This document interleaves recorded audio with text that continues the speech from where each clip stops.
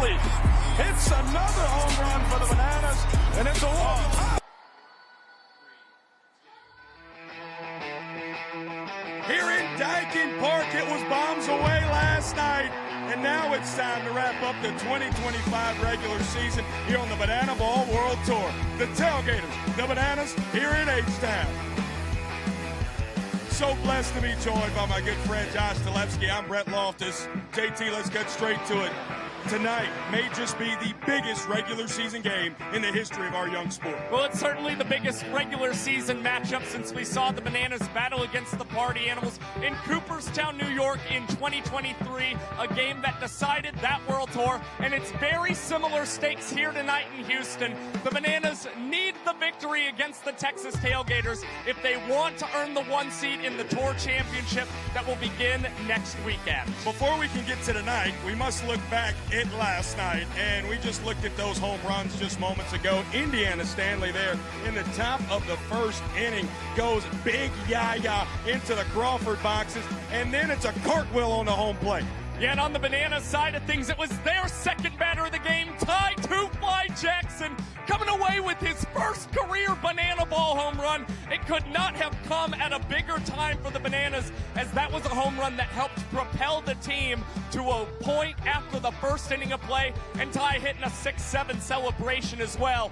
Now second inning, it is a second straight inning where a Jackson hit a home run for the Bananas. Kyle Jackson, the man getting the Nanners out to a 2-0 lead.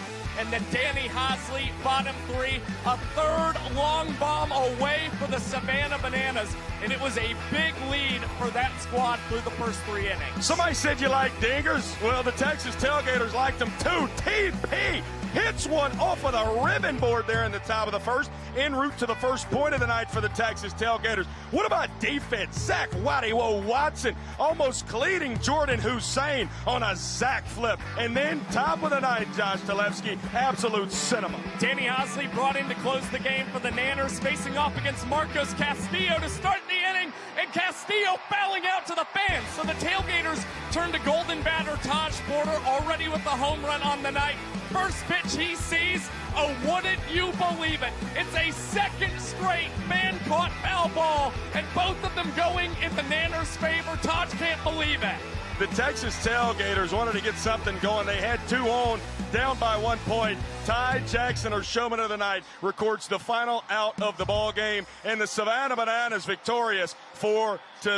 That brings us to tonight, Josh Talevsky, and the monumental stakes at hand. Yep, the Bananas are able to claim the win. They'll be a half game up on the Party Animals finish with the 1 seed in the Tour Championship. But we can't forget, the Texas Tailgaters a weekend ago, in their last game on their headlining tour, defeated the Party Animals, and that's what set us up for this deciding game tonight in Houston, Texas. Now we got a southpaw on the bunch from the Lou, Noah Niznik. This guy, all he knows is W's, Josh Talevsky. Named a Banana Ball All-Star, and you see the numbers when Niz is playing non-Party Animal opponents. 5-0 record. He's only allowed 9 ball four sprints in 42 and a third innings pitch. Continues to be dialed in with his control. And you see the Bananas 13-1 when he's starting. Playing behind him, a really solid defense, and obviously you got to look at the shortstop position. Ryan Cox, 3 trick plays away from breaking his single-season tour record. Yeah, it was surprising not to see Cox wind up with a trick play last night. It set a 27-game streak for Coxie. But you've also got to look out for DR Meadows. He's gunning for 130 trick plays as an outfielder. We didn't see a backflip last night. I know he's got one on the brain tonight. The Texas Tailgaters, how are they going to line it up here this evening? Well, Travis Munoz going to hit in the leadoff spot. The switch hitter there playing second base here to begin the ball game. Houston, Texas natives Trey Jones and Jordan Hussein also slot in here as well. Man, special night coming at you here in Houston. The boys repping Texas, the Tailgaters in the Savannah Bananas, Daikin Park, final regular season game of the 2025 World Tour. And Jesse Cole has something special for us. Fans, tonight we have a special first pitch. And the first pitch will count for either a ball or a strike. So fans, please welcome 7-time Cy Young Award winner from your Houston Astros, Roger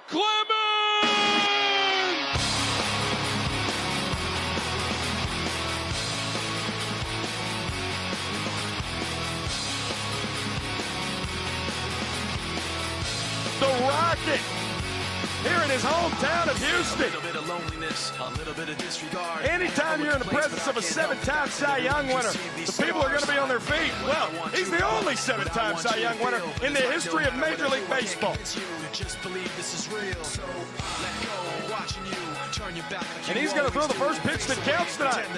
And the Rocket 0-1 to begin the ball game. A strike to start the game. One more time for Roger. Gets the handshake from Eric Jones Jr. Roger Clemens impressing tonight for the Savannah Bananas. A nice little advantage for them to start a very important ball game. And you can't forget, 7-time Cy Young winner, got that last one here in Houston. On 3, I need everyone here to yell, start the clock. 1, 2, 3. Showtime. Leading off for the Tailgaters, number 16. Noah Nisnik, Travis Munyo, Daikin Park, 41,000 people. The Savannah Bananas, the Texas Tailgaters. Let's do it, Josh Talevsky.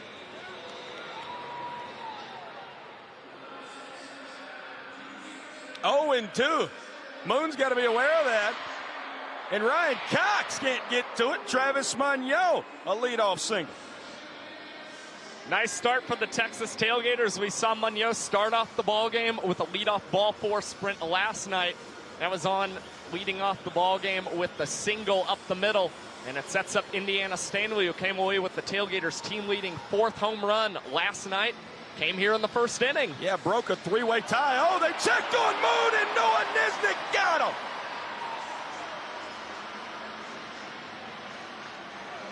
What a move there from 8-8 to get out number 1. Well, you've always got to be careful with the left-handers. You see Nisnik, that quick step over to first base, prime ready. And now Niz up to 3 pickoffs in 2025. Quickly a ball and 2 here to Indiana Stanley. And Niz likes to work with some pace. Whoa. Bill Leroy, an attempted diving grab, but not able to make it. Ty Jackson, who's not in the field, but in the starting lineup tonight. Got him. How about that? Niz gives up a leadoff single, and then he goes pickoff, strikeout, stanky leg.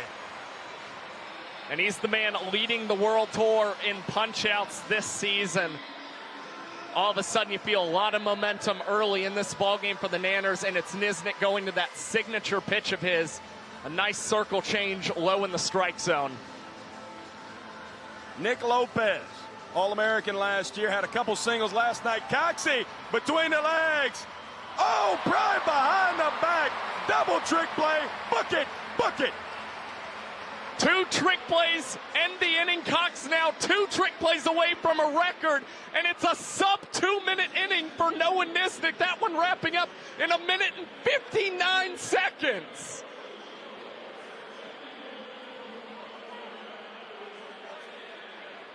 Now we'll send it down to Jesse Cole with the world's slowest race. Because this is what we call the world's slowest race. Babies, on your mark. Get set, go! And look at them go! A blistering pace to start. Here comes Rosalie. Look at the speed on Rosalie. Oh, she is dominating the field. We have very little movement behind Rosalie. This could be.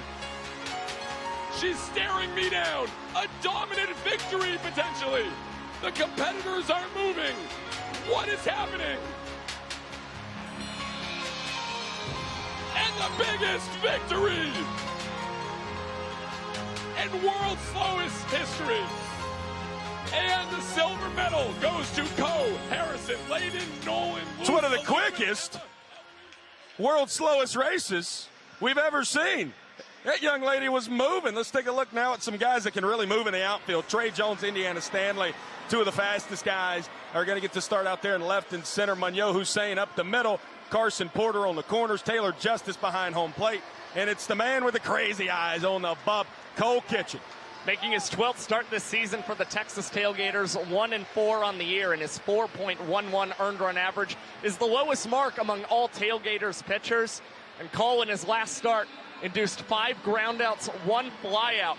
After seeing the Nanners hit 3 home runs last night, you're hoping Kitchen can keep the ball on the ground once again. DR Meadows, Ty Jackson, Dan Oberst, 1, 2, and 3. Wow. That one almost caught a Banana and a couple staff members on the first pitch the Bananas offense sees here tonight. Important storyline, Josh. 366 for DR Meadows coming into tonight, and that's important because he's chasing Jake Skull in the batting title right now. And Travis Munoz makes a great play up the middle on just the 3rd pitch of Cole Kitchen's night. Keeps Meadows from getting a hit. And he's got to either go 2 for 2 tonight or 3 for 4 now. So 3 for 4 is the big chase for Meadows if he wants to keep Jake Skull from winning the Triple Crown this season. Pokey! Man, he had an all-time night last night. Talked about it, his first home run in the Bananas yellow since 2022 as a CPL Nana. First home run in our sport of banana ball ever for Ty Jackson last night. He's quickly behind Cole Kitchen here, 0-2.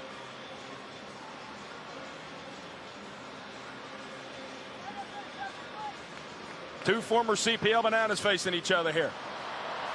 Hit up the elevator shaft. Taylor Justice has been wanting to try a backflip the whole year. He'll just get out number 2. And how about Cole Kitchen and Taylor Justice? It's a California battery. These two best friends with one another. And after Justice records the catch, both he and Kitchen are trying to get in Ty Jackson's face and hit him with the 6-7. Talk about a dose of your own medicine. Now it's Danny O. A double and a triple for Mr. Oberst last night.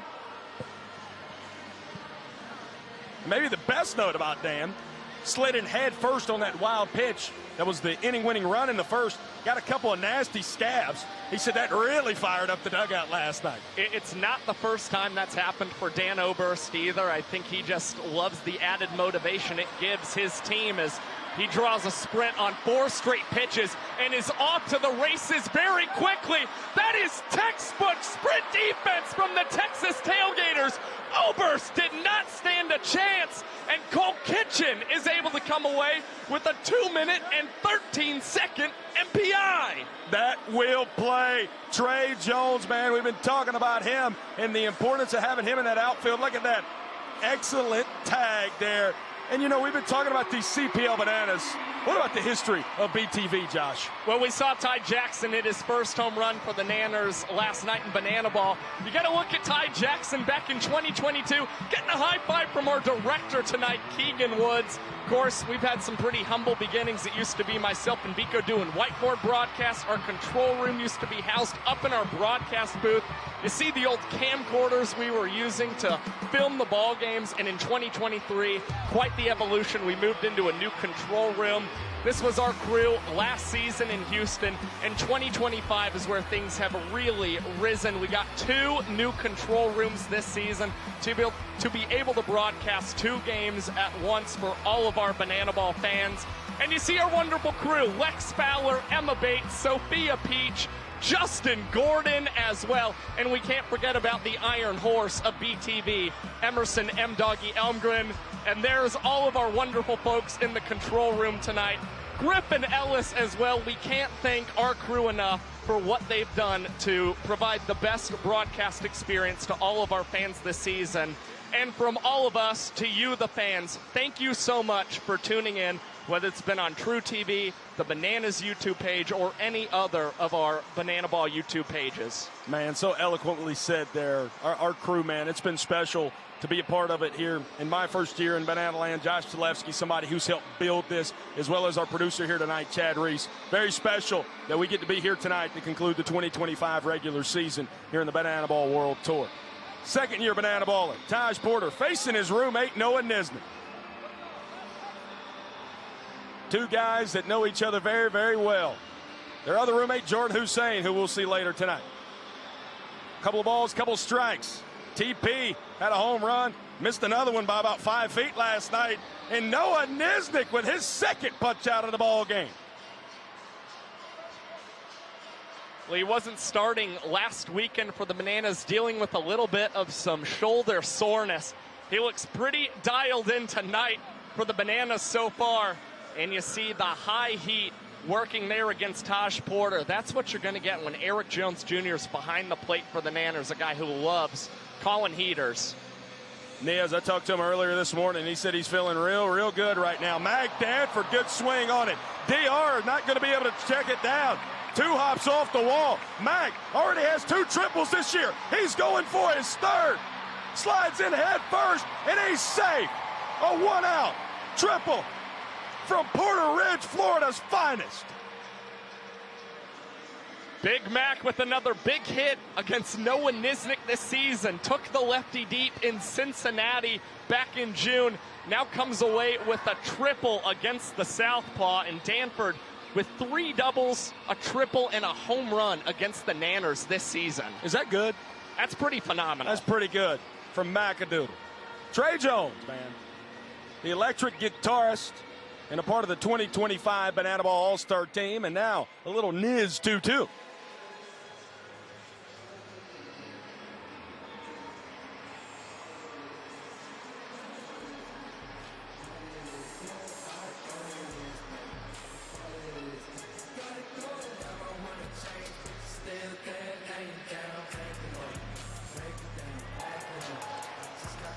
I got to be honest with you, I got a soft spot in my heart for some country music, but I also love some Tommy Richmond. That's a pretty cool 2-2 right there, Josh. There's nobody who makes those 3-2-2, 2-2-2 pitches look better than Niz Nasty on the pitcher's mound, who induces soft contact out to left field. And Mac Danford will not test the arm of Danny Hosley in left. A big second out here for the Nanners. Oh, Joe Mikulik and his lovely bride, Miss Candy, down there two-stepping in the third base coaching box. Mick, from just outside of Houston, came to the Astrodome at the young age of 4. Fell in love with baseball here in H-Town. It's hit into the crowd, juggled and dropped. Mick told me, you know, a guy who spent all of his playing career in the Astros organization, then spent a large portion of his coaching career before he came to Banana Ball in the Astros organization, had never been inside of Daikin Park here before this weekend. He said this is as special as any weekend in the history of his baseball/Banana Ball career. Brett Carson out to Reese Alexiadis. Mr. Alexiadis, tip drill, and McCourt out number 3 here in the top of the second. Strand a runner down there at third. We still got a scoreless ball game here. I wouldn't change that channel if I were you. You're watching Banana Ball on TruTV.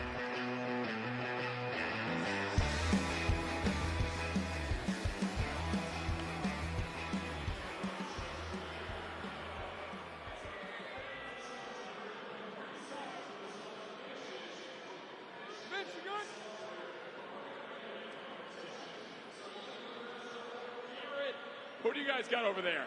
I'm all the way up here in section 411, Jesse Cole. I hear you. And I'm going to represent the entire third base side all the way out to those Crawford boxes and left. And we're going to win this singing competition, Jesse. Yeah. So you may be representing all of left field, all of third base, but I got all of right field and the... And we call this the winning section. Shark first song. Here we go.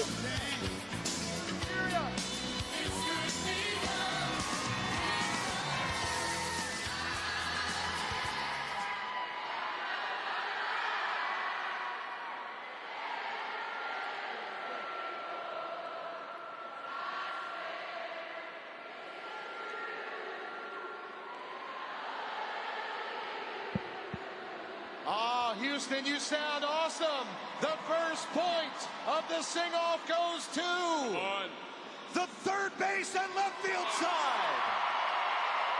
Next song. We got go.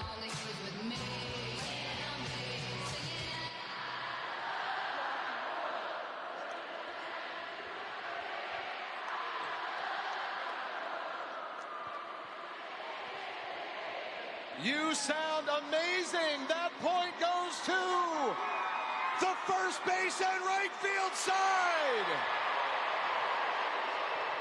for the win. We're bringing it here.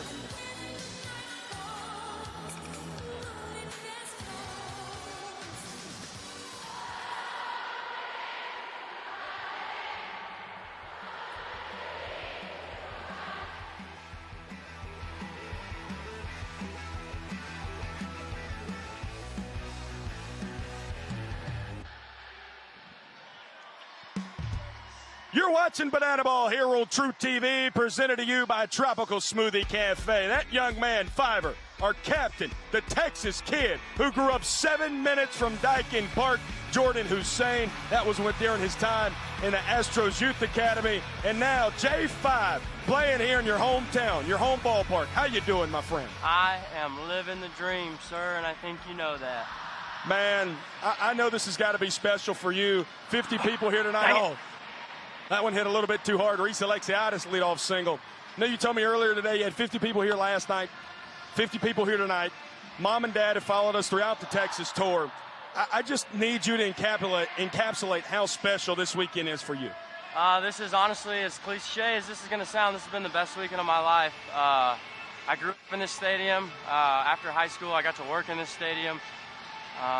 This is just unbelievable. I don't have many words to explain what's happening to me this weekend. It's a blessing from the Lord. So, I know Roger Clemens was here last year when you were a party animal. Throwing out the first pitch tonight, that's a guy who had to be a big part of your childhood. Won his 7th Cy Young with the Astros. How cool was that to see? The Rocket's always a blessing to see. I thought it was pretty neat. He brought his grandkids out there. That was pretty cool. Yeah, I got a feeling we'll hear a little bit more from him later as well. But back to you and these Texas Tailgaters. Looking at what this weekend means and especially how monumental this is for our sport, kind of walk us through what that clubhouse has been like with these playoff implications this weekend. I'll take you back to the Party Animals game. Don't know exactly what day, but we got whooped pretty bad. And we kind of just challenged each other to just be better and to genuinely just have fun every day. We get down on ourselves a bit, which is normal in this game. But the guys responded well. I think we played really good last night. Obviously, we didn't win, but the boys are playing well, so. Well, Jordan, you mentioned earlier today, Joe Mikla gave a pretty heartwarming and emotional speech to you guys before the start of tonight's ball game. Make a play. Yeah. Mick's a big part of the reason we're having success. He's super respectable. Obviously, he's got a unreal resume in this game, and I mean, obviously, all of us on this team would do anything to trade shoes with that guy. So Mick's really easy to play for, and after hearing him talk and get a little emotional with the guys, it's really easy to come out here and give it all you got. Were there any noteworthy remarks that stood out to you or the rest of your teammates? Mick kind of just challenged us. Honestly, like I said earlier, he just wants us to have fun. As hard-nosed and as gritty as Mick comes off, he's a really, really sweet man. And I'll give you one key point. He told us he just wants these fans to have fun every single day, no matter how we play, and that kind of stuck with me. So, a very sweet man. Yes, sir. You've seen him two-stepping over there with his bride, Miss Candy. We talk about Mick. Obviously, you got your fellow Houston, Texas native out there in the left, Trey Jones. What is the weekend? I know for you on a personal level it's been great, but how cool is it to see the dreams of your teammate and your skipper being lived out this weekend as well? It's been super cool. So this offseason, I actually found out I had a mutual friend with Trey. So this offseason, we got to meet and hang out. And me and Trey talked a lot this offseason about what his journey could be here. And that kid has made me so freaking proud. So I'm happy for him, and I like to see him live his dreams as well. Reese Alexiadis over at first. 2 balls and 2 strikes here to Corral Prime at the dish. 2 ball, why not? Fiverr, we could use a double play here. Yeah, we could. I want to see you turn. I want to see you do something cool. Really cool, if you could, for me. All right, let's see what we got. You get a ground ball. I got an inkling here. Oh, gosh. Ball for a sprint defense over the head of Trey Jones. One hops off the wall. Indiana Stanley's the first man to get to it. Alexiadis hustling around third. He'll easily get there. And the Savannah Bananas have walked it off here in the home half of the second.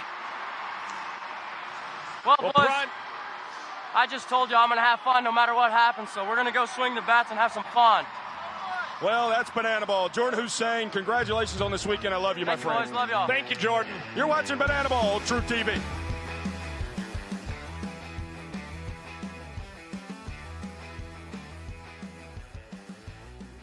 They call me the sharpest dressed man in all of Banana Land. And of course, that is an ode to one of my favorite bands that was formed right here in Houston, Texas. Do we have any ZZ Top fans in the house? Me too. And so this is our opportunity to pay tribute to ZZ Top with the first ever ZZ Top race.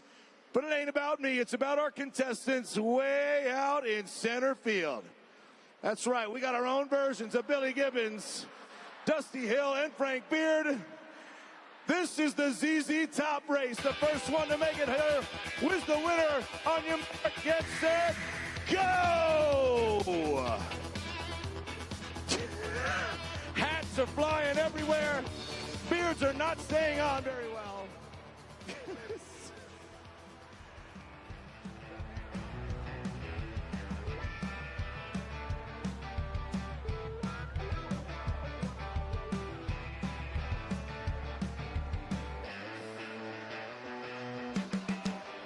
It's Banana Ball, and it's right here on TruTV, presented to you by Tropical Smoothie Cafe.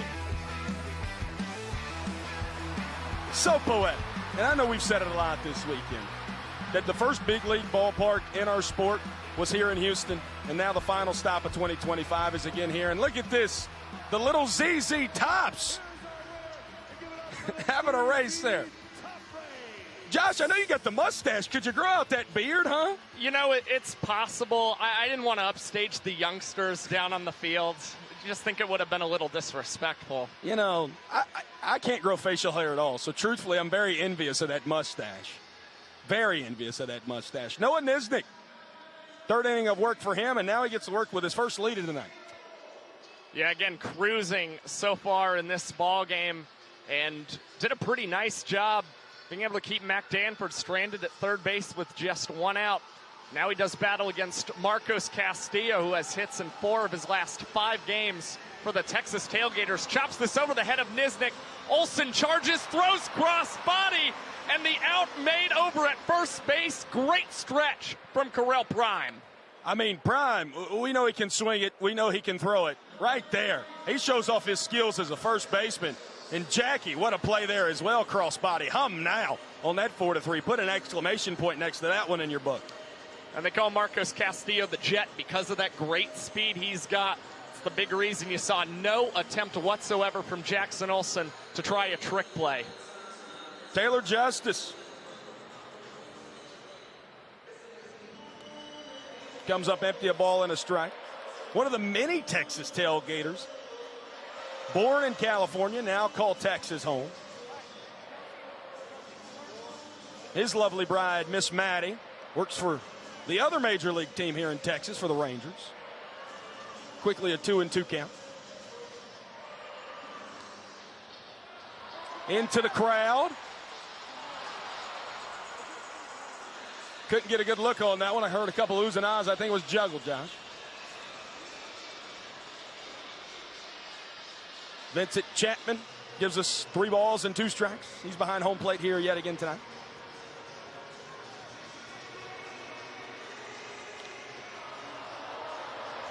Hit very high, again into foul territory. And it's called!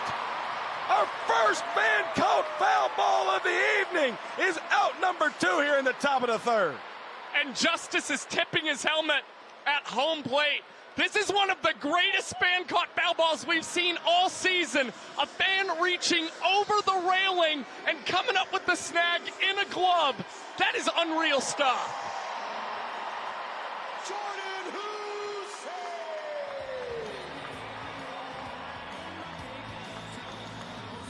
We call him the Texas Kid for a reason. You just heard him there in the bottom of the second say this is the greatest weekend of his life. And now, as he's facing his roommate out there on the bump, the kid who grew up 7 minutes from here gets to toe into the box while carrying that Texas flag. Something Jesse Cole preaches to us all the time. is how this sport makes you feel like a kid again, and I know Jordan's got to feel like one. Ryan Cox ties the trick play record in a single season right there for out number 3 here in the top of the 3rd. 2 straight seasons for Ryan Cox with 207 trick plays. Between the legs, nice and easy. And now we go down to the field for our Bananas Foster Family of the Night. Across the United States, there are over 400,000 children and teens in foster care without a permanent home. Look around. That's enough to fill Daikin Park 10 times with the amount of kiddos currently experiencing foster care. To raise awareness and support this community, we created Bananas Foster, the official nonprofit of Banana Ball. Our organization is dedicated to celebrating those who are already doing amazing things in the foster care world while educating and inspiring others to get involved. Tonight, we are celebrating the Bradstreet family.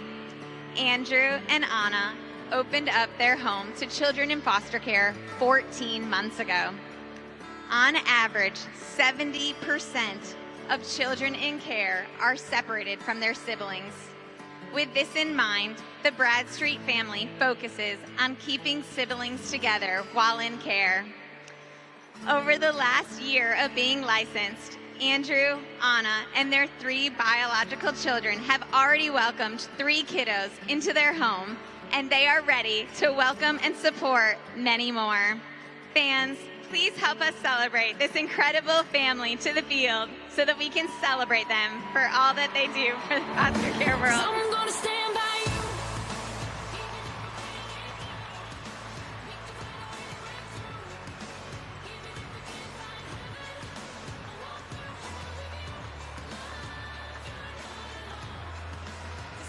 Bananas Foster. You can text Bananas to 5055 to support Bananas Foster or scan that QR code right there on your screen.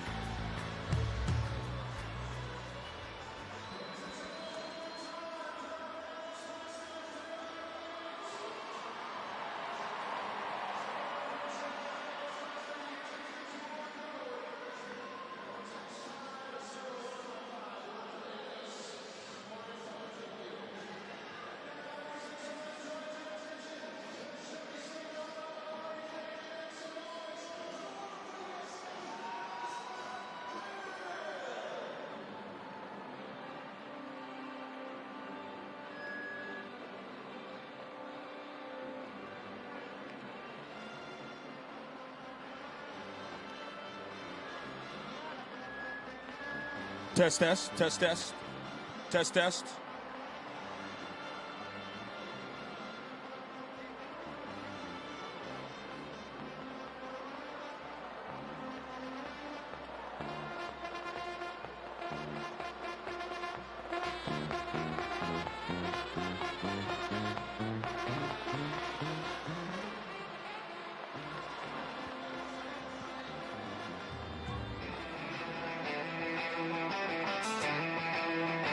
Not too often do you get to be joined in the presence of a 7-time Cy Young winner. Well, actually never, unless you're in the presence of Roger Clemens, who started this ball game tonight with the first official strike. And now look who's joining us in the booth. It's the Rocket. Man, this is not too often do I get starstruck. I'm pretty starstruck right now. Roger, how you doing tonight? Man, it's great. Again, I love it coming back and seeing everybody fired up. This is a playoff crowd. It's crazy. Now Kyle Jackson, apparently, Roger, he's interrupting us. Let's go see what he's got. Let's see it. Bananas Pepe!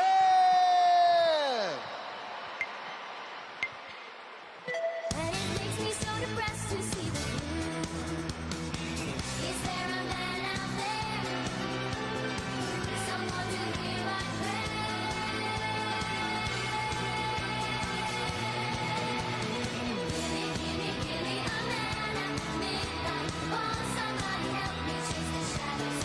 Number 4, Kyle K.J. Jackson. Roger, could you ever move like that? Well, you know what? If we're going to get cut off, that's the way to get cut off. I mean, if the 3 dudes are going to shake it like that, I mean, we might as well just get cut off for a while. Now, are there any former teammates of yours that you could have seen doing a dance like that? And he backed it up with a knock. And let's see where he's going, yeah. No, you know, I had a couple teammates that could do that. Of course, my two grand boys showed me up a little bit, you know, out there. They said, Poppy, I'm Poppy Rocket. And they said, if you throw a strike, you know, we're going to do the gritty. So I had, pressure was on. I had to throw a strike in there. I'd like to think of it as added motivation. Great motivation, baby. Cole Kitchen versus Eric Jones. Roger, last year you were here, first Major League Stadium in Banana Ball history. You actually got the pitch. We don't have to talk about the outing itself, but how cool was that to be here last year and then now the evolution of our sport being back here in 2025? Well, let's talk about the outing. The outing was good. I just didn't have a chance to get revenge on anybody bat flipping. But these days you got music and bat flip. I had good intentions. I was going to probably drill him in the back next time. But, you know, I knew they had plenty of ice. It only stings for a minute. But, yeah, I was telling Jesse I could make fun and go out there and with a walker and some old man's hair. He said, that'd be funny. Would you pitch an inning? I go, are you crazy? You think I'm Satchel Paige? You know, Satch pitched in the big leagues when he was 60, I think. So, but I love it. I tease everybody. I think I love them. Uh-oh, here we go. It's a fire drill. Ball four sprint from Eric Jones Jr. KJ's going to be held up at third. They got him on the corners here in the inning-winning run, standing at third. Hey, I love the 4-second pitch clock.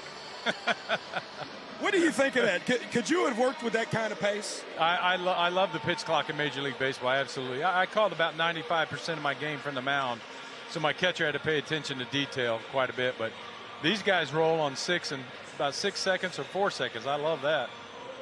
Get it and heave it. Roger Clemens, man, this is special to be back here in Daikin Park, the place where you won your 7th Cy Young. Yeah, thank you, baby. I mean, getting to come back to Houston for you, I mean, getting to see all this, but how was it when you played here with the Astros? How does it compare to this environment? Yeah, I loved it. You know, I live 20 minutes from here. We still live about 6 miles from my high school, so it was a treat to come home and pitch for the hometown. Come out of retirement and pitch home, and I think I was, 44, 45 when I won it, so that's pretty sweet.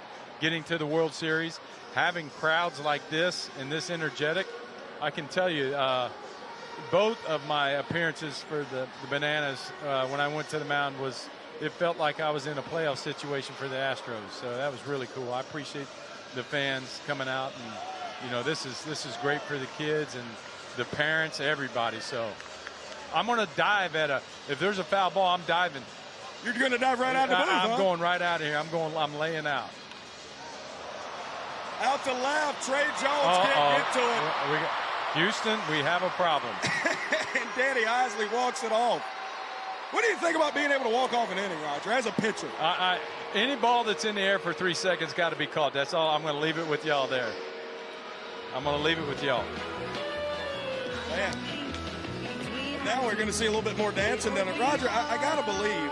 I got to stretch. You guys got to warn me if I got to dance. I got to stretch better. No, I'm not going to ask you to dance. Okay, I just want to know if you think you could have done this. That's all I want to know. I would have had to ice the body down. I'd had to get in an ice tank after that, watching these guys do backflips and shaking like this. So I definitely needed an ice tank after that first outing. That was a lot easier. Man, when you look at the entertainment and you look at everything else that is part of our sport, what is the one thing that you look at our baseball that would be comparable to maybe Major League Baseball, if not better? I mean, there's a lot that goes on with it. Like I said, there's some very, very good players that I had to pitch against, and I was a little bit worried throwing that distance, you know, with taking a comebacker, you know, because I haven't had a comebacker come at me in a while. But I love watching these guys. They're full of energy. They're good athletes.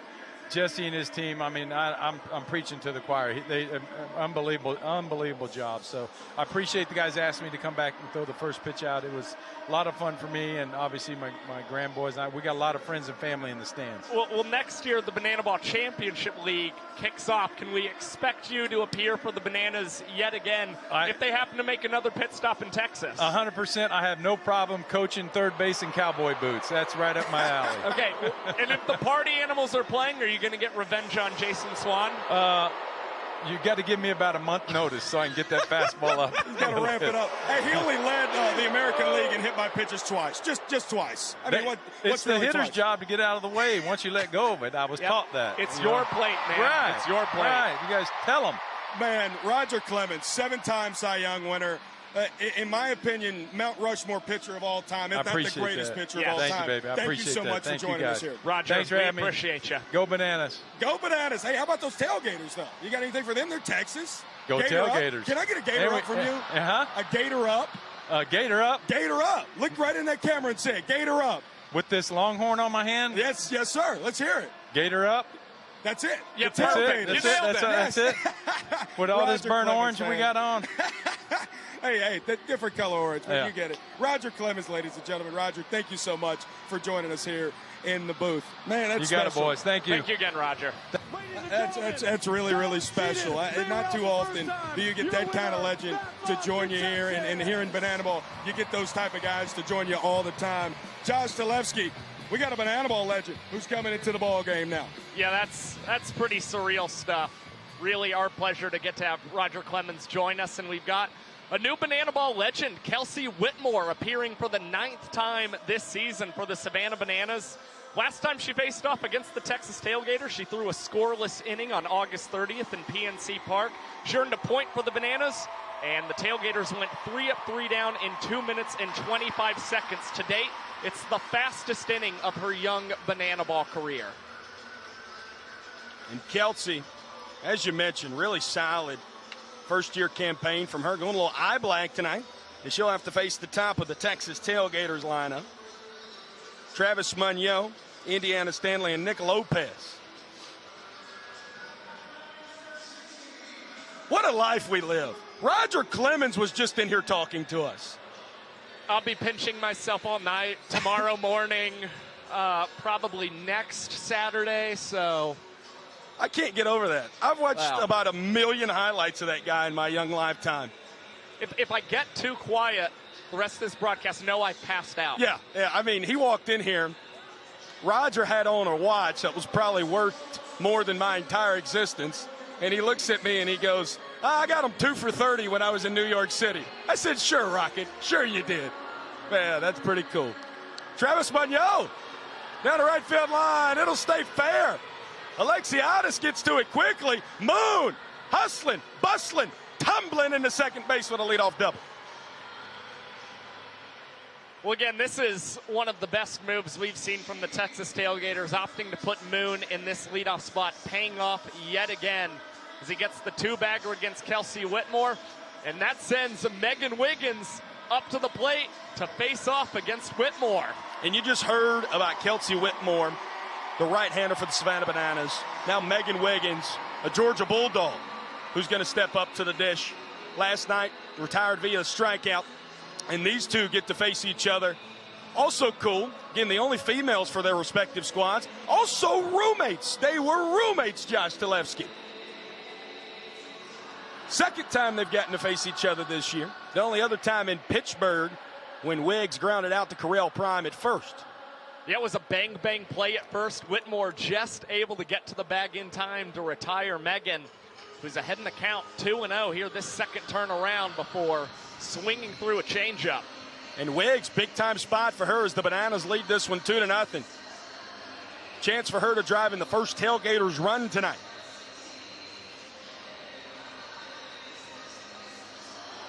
Poked out to shallow center. D.R. Meadows has it. Quickly back in as Travis Munoz stays put out there at second. Kelsey Whitmore wins both of the battles this season against Megan Wiggins. And now a big-time task for Kelsey. She's got to face Nick Lopez. Lopey, a couple of knocks last night. Missed a go-ahead homer in the ninth by about 15 feet right of the foul pole. In a game where it seemed like everybody got a home run. He's just had an outstanding season in his rookie campaign, rightfully named a Banana Ball All-Star, and a man who's got a WRC plus mark of 160. He's provided 1.4 offensive wins to this Tailgater squad. That's the most of any batter. And a team that has just 9 of them this year, he's responsible for over 1 of them. Back up the middle. Travis Munoz, good speed. D. Arm, a good arm. Ball goes to the backstop. In an RBI single, that'll turn into a two-bagger as Nick Lopez ends up out at second. And here comes Jimmy Strings with the Texas State flag, and there's a bull. Oh, Trav, ride it, Trav. My gosh. Oh, he fell off of it. No, he just tosses it aside. That's Texas.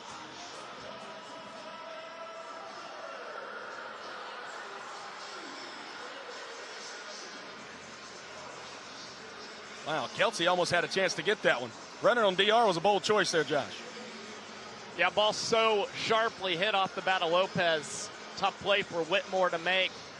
And yeah, it's always, a test when you're running on the arm of DR Meadows, but the Tailgaters already down 2 points in this contest. You've got to get a little aggressive and sometimes greedy. Big looper. Leaving it up at a ball and a strike. Taj struck out his first time up against Noah Nisnik. The switch-hitting catcher playing third tonight. Left side's his powerful side. Gets away from Eric Jones Jr., and Nick Lopez advances up another 90 feet.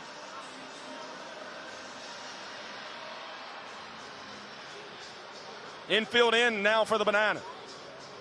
Playoff-like atmosphere here in Houston. Ball for a sprint. That'll score the second run of the inning for the Tailgaters. As Taj, big round at first, but he'll stay put there as Nelson Smith, the Tailgaters' designated runner, is now going to run the bases for him. Yep, good use of the designated runner for the Texas Tailgaters, trying to pile on as many runs here in the fourth inning as possible. There's a reason the Tailgaters continue to pencil in Taj Porter in that cleanup spot.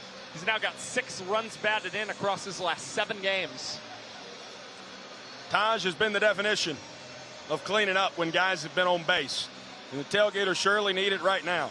2 runs here in the top of the fourth. Got to have that point before the halfway mark. In a game where the Bananas can win and clinch the #1 seed in the inaugural Tour Championship. If the Tailgaters win, it'll be the Party Animals. Another ball for a sprint. Mac Danford hustling out of the box. Nelson Smith will go first to third. And the Tailgaters continue to move up runners, and they've already scored 2 of them here in the top of the inning.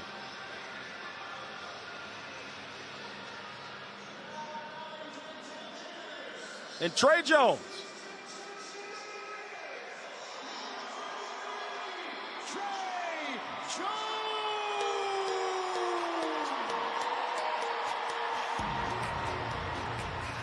Last year here in Daikin Park, 8 days before the Bananas played the Party Animals here, Trey Jones hit his 3rd home run of 2024 for the University of Houston. Yeah, one of his 4 home runs that season. Trey Jones had a really nice final year at Houston, a .271 average, 26 runs batted in, 19 stolen bases, and an OPS of .783. It's really solid stuff. Mac Danford will swipe second base. Speaking of stolen bases, they call Trey Mr. Universe for a reason. Chiseled and can run. Right side, it gets through. And an RBI single for Trey Jones here in his hometown of Houston, Texas, wearing his University of Houston jersey.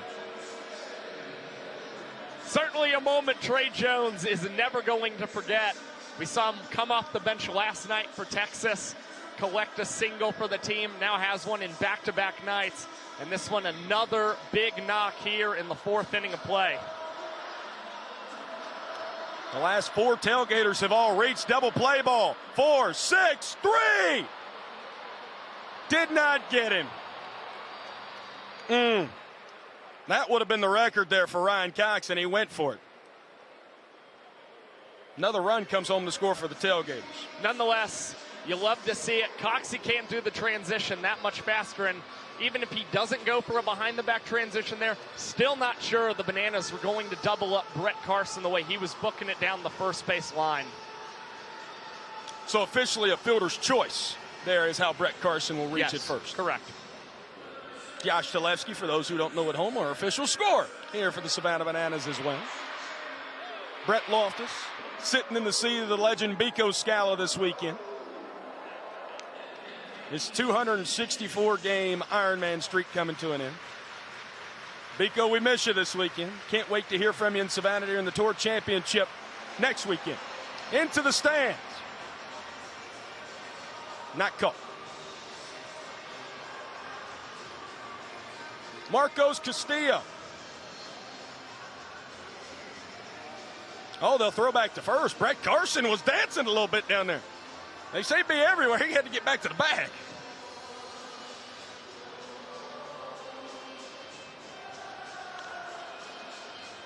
Chopper to KJ. Played way behind the bag. Marcos Castillo thought it was foul.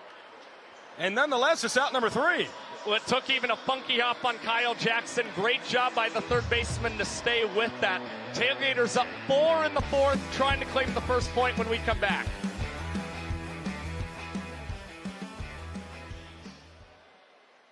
All 41,000 strong on your feet all the way around the stadium. Everyone up on your feet for the biggest hey baby we have ever done here in Houston to finish us big. So we need everyone get those hands in the air. Here we go. Okay, senoritas and caballeros, ladies and gentlemen, my damas and herren, hey baby from the 17. Clap those hands. Okay, put your hands up in the air, the hand in the air.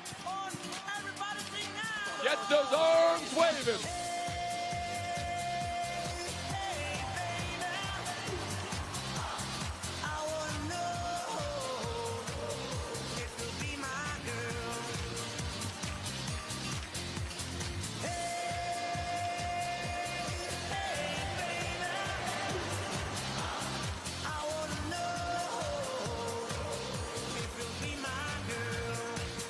Keep it clapping as we shuffle.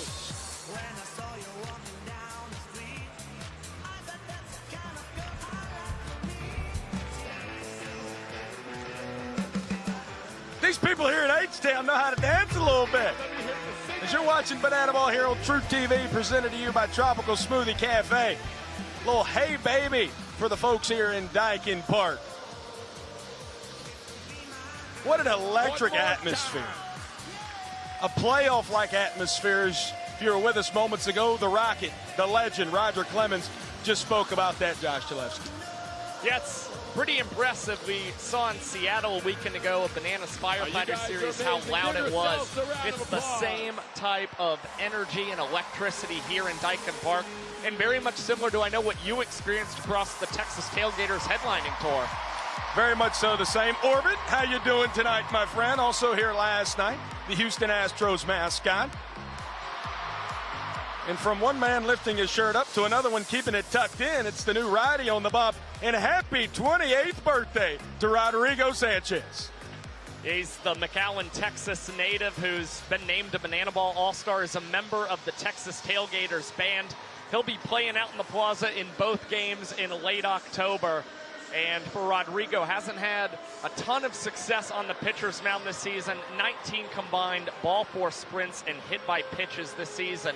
He's got to stay in the zone, and he's got his friends and family here cheering him along with the signs and the fat heads as well. I love seeing the pink cowboy hat on those fat head posters. What about that sign? Happy 27+1.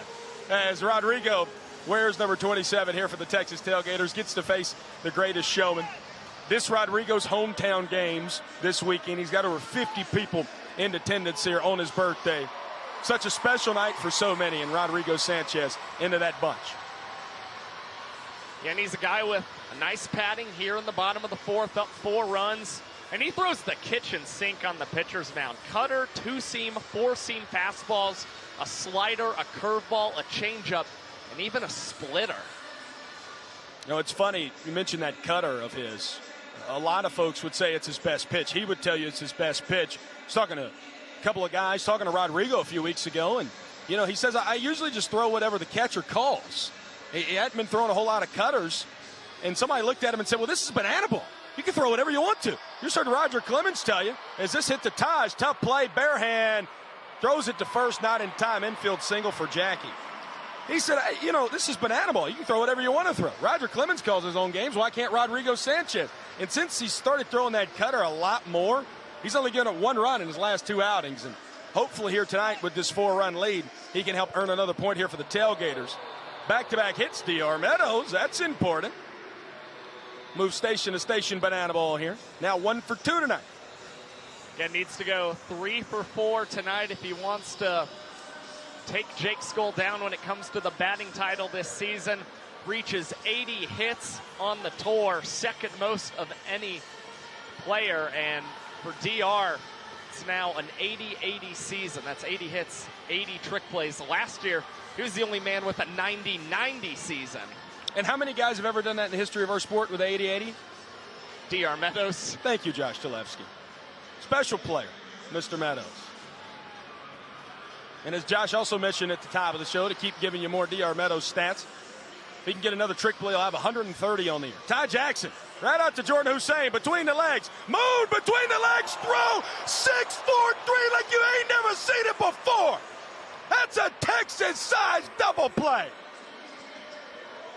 And it's a perfect hike from Jordan Hussein, setting up Travis Monyo to flip this one through his legs like he's long snapping a punt. Unbelievable stuff from Travis Monyo as Hussein flashes the leather over at shortstop.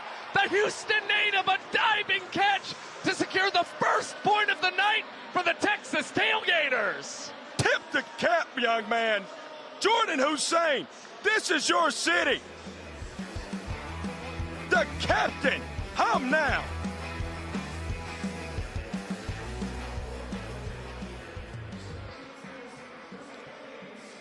In the area, and aliens have been known to abduct people, and I think we've got some aliens looking to abduct people right now. Oh my gosh, here they come. We've got aliens in the area, and they are looking to abduct 2 of our fans. We've got Mo and we've got Dylan, and they are going to be taking them somewhere where we don't know. This is the alien abduction race. They're going to take them in 3, 2, 1. No, there goes the aliens taking them away.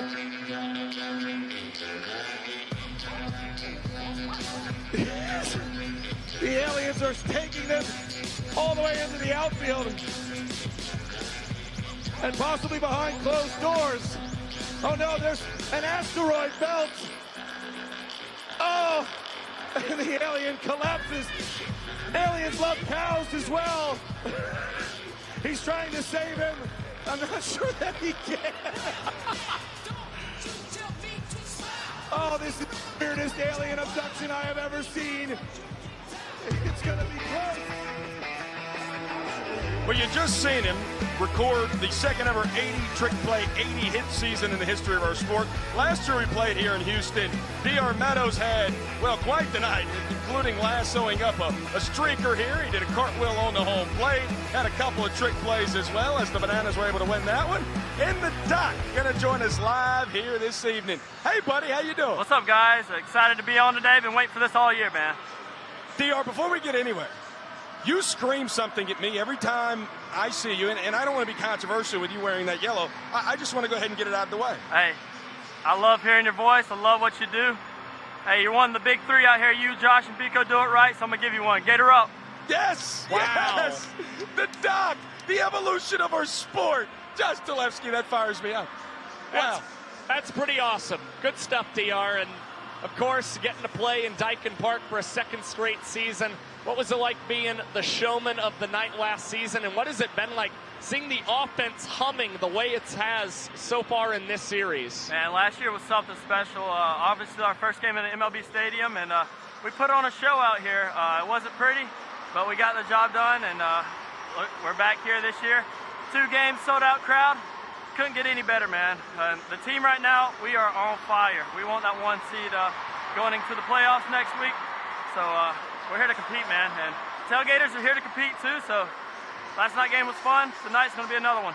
Now, what did those conversations look like in the locker room or amongst the coaching staff preparing you guys for this weekend slate of games? Man, it's just all of us. The whole team, we understand what we need to do. We're all fired up for this. It's a bit more than a show out here. We just love competing and love the atmosphere. You mentioned this atmosphere. You mentioned our sport, the evolution of it. The playoff-like atmosphere, getting to play here in Banana Ball, to encapsulate what 2025 has been, the final stop here for us this year after the first stop last year. What does it mean to you to be in this atmosphere right back where it started at the Big League Ballpark in 24? It's special. I mean, look around. Last night was 4-3 down to the wire. All the guys were hearts racing. Tonight, we got another game on the line. This is a sports town, man. Houston shows up and shows out. Goes off of Jackson Olsen's arm. Ricochets in the right field. Reese Alexiadis gets it back in. A rather aggressive trick play try from Jackson Olsen, trying to field that one behind his back. Winds up as a trick play missed for the grade A. And Justice able to advance into scoring position. Not the start the new man on the mound, Cowboy Kyle Lewigs, was looking for. Oh, it's Jordan Hussein. DR, give us something here. Come on, Coxie. Hey, broken record, his own record. That's the man right there. That's the standard in Banana Ball. Nobody can do what he does. Nobody. Indeed, poetic stuff, Mr. Meadows. Ryan Cox continuing to show why he is the greatest at trick plays that we have ever seen in Banana Ball, rightfully nicknamed the Glove Magician. In fewer games than what we saw in the 2024 World Tour, he has broken his own single-season trick play record tonight here in Daikin Park. Hey, that guy shows up every day, perfects his craft, and look at the outcome right there. And how poetic is it? Jordan Hussein, the opposing shortstop, who he's learned so much from Ryan Cox. One of the Mount Rushmore players in the history of our sport. And then another one of those Mount Rushmore players in the history of our sport, DR Meadows, able to call that. Two guys that are like best friends. I appreciate that, Brett. DR, you were MVP last year. You know, there's some whispers you get that batting title. I know the party animals are watching tonight. You want to make your MVP case for us? Hey, Jay Skol's had a heck of a year. He's a great baseball player, great baseball hitter. But this is Banana Ball, baby. And trick plays are worth something, you'd say, huh? Trick plays are valued out here. Speaking of trick plays, prime between the legs. And we'll tag Travis Munoz for out number 2. Shout out Jake Skol if he's watching, man. Congrats on the newborn. You're going to be a great father, you and Avery. Can't wait to see you guys be parents, man. Man, DR, you are just killing it with the compliments tonight, being so kind to Mr. Loftus. Now Jake Skol, one of your rivals. Now I'm curious because we showed it on the highlight. Last year you tripped up and lassoed a streaker in center field. I would love for you to run us a little more through what that situation looked like for you. That is something I will never, ever forget in my life. I just looked up and he was running towards me, so I was like, all right, we're in Texas. How can I improvise this, but also do what I've always wanted to do, take down a streaker? You know, I gave him the little hog tie lasso, went over there. He wasn't going down, pulled him down, yanked him down, hog tied him up, had the popo over there. If you're listening to this, guys, do not streak. That guy's like man for life at MLB Stadium. But wise stuff there from the doc. Man, it was a lot of fun. I wish some fans sent me a video, and I made a video on it on social media, and it did pretty well, but that's something I'll never, ever forget. I just want to go back to something you said. You said you'd always wanted to do that since like how old had you wanted to trip up a streaker? Well, since I started playing outfield, to be honest with you, so about 4 years ago. I'm guessing the lasso was a little bit more of the dream there then. I lassoed earlier. There we go, Cowboy Kyle. Kyle Lewigs strikes out Indiana Stanley, and more importantly, leaves a Tailgater stranded at third. DR, what a special inning for you to join us. Ryan Cox breaks his single-season trick play record. DR, any final words for us? Hey, shout out my wife. Love you, babe. Love you, boys. Hey, let's get it done tonight. We love you too, DR. Thank you, DR. Yep, thank you, guys.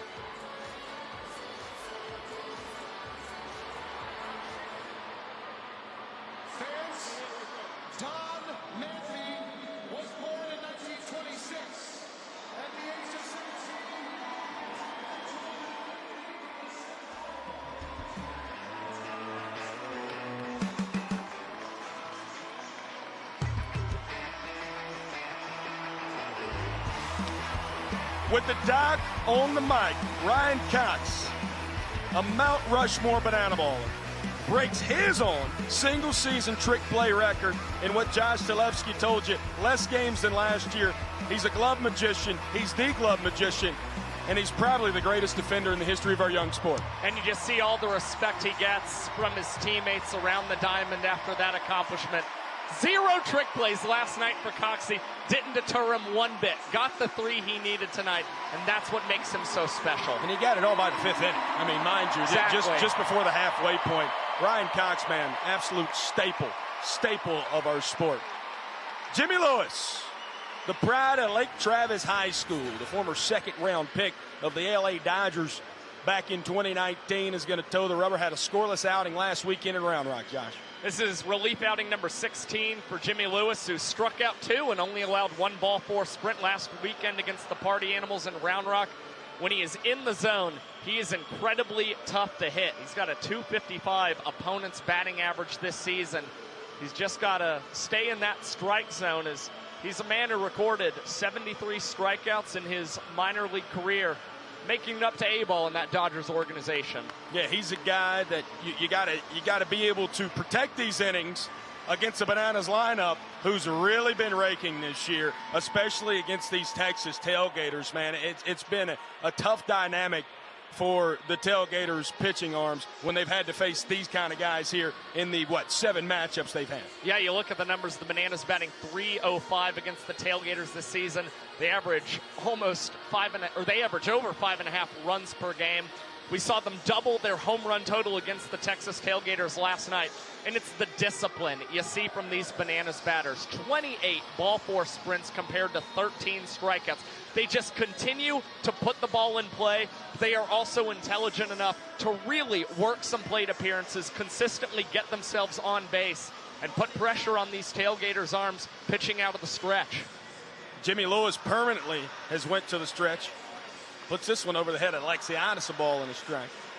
Also, this is a compliment again to this Bananas lineup. They have 10 more ball 4 sprints than strikeouts as a lineup since August the 1st.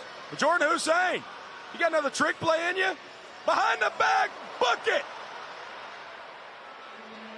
Fiver having himself a night here in H-Town.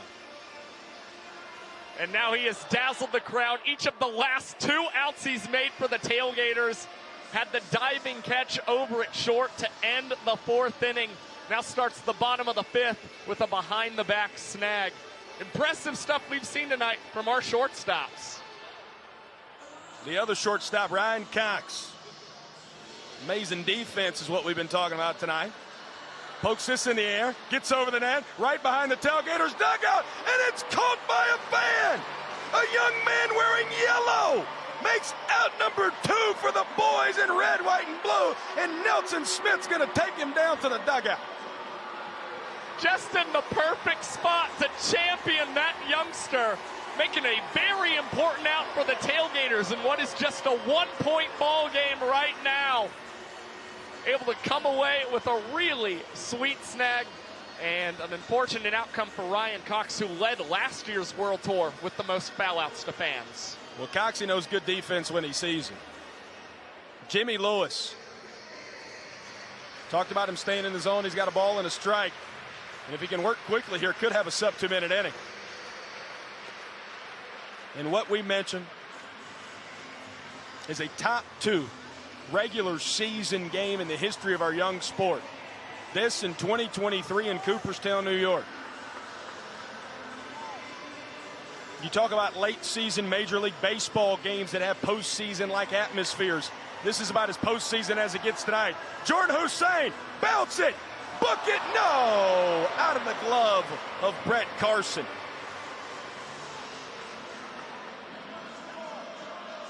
It's a tough one right there, Josh Talevsky. Yeah, and looking at this review, it'll probably help us figure out the official scoring on this one. You see, that's a ball that Brett Carson's got to have. No trick play missed there for Hussein. Gets it across to Brett Carson the way he was supposed to. Traditional error there for the Tailgaters first baseman. Ball and no strikes to KJ. It's a guy who had the Tailgaters number the entire year. And the Bananas put Malachi Mitchell in on the bases right now at first base. KJ's able to put one in the gap, so you're going to see Flash trying to score and get the Bananas a 3rd point tonight. Better yet now, 3 balls and no strikes. Flash might try to score from first here. And a 3-1 lead going to the 6th would be monumental. It is a ball 4 sprint. Flash broke back to first instead of breaking for second.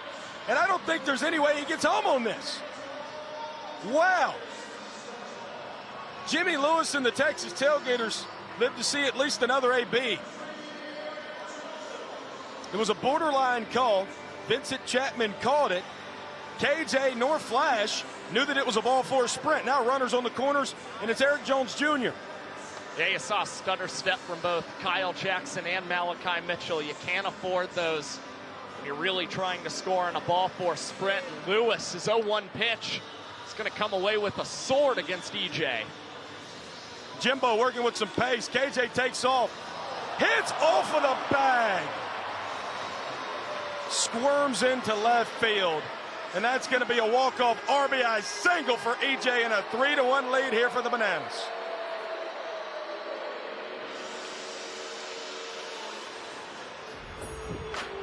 Heartbreaking for the Texas Tailgaters, but Kyle Jackson and Eric Jones Jr. celebrating an impressive 2-out rally, but it's that error from Brett Carson, that first base, that really hurts right now if you're the Texas Tailgaters and puts more pressure on that offense here across these final 4 innings. Wow. All right, Pookie.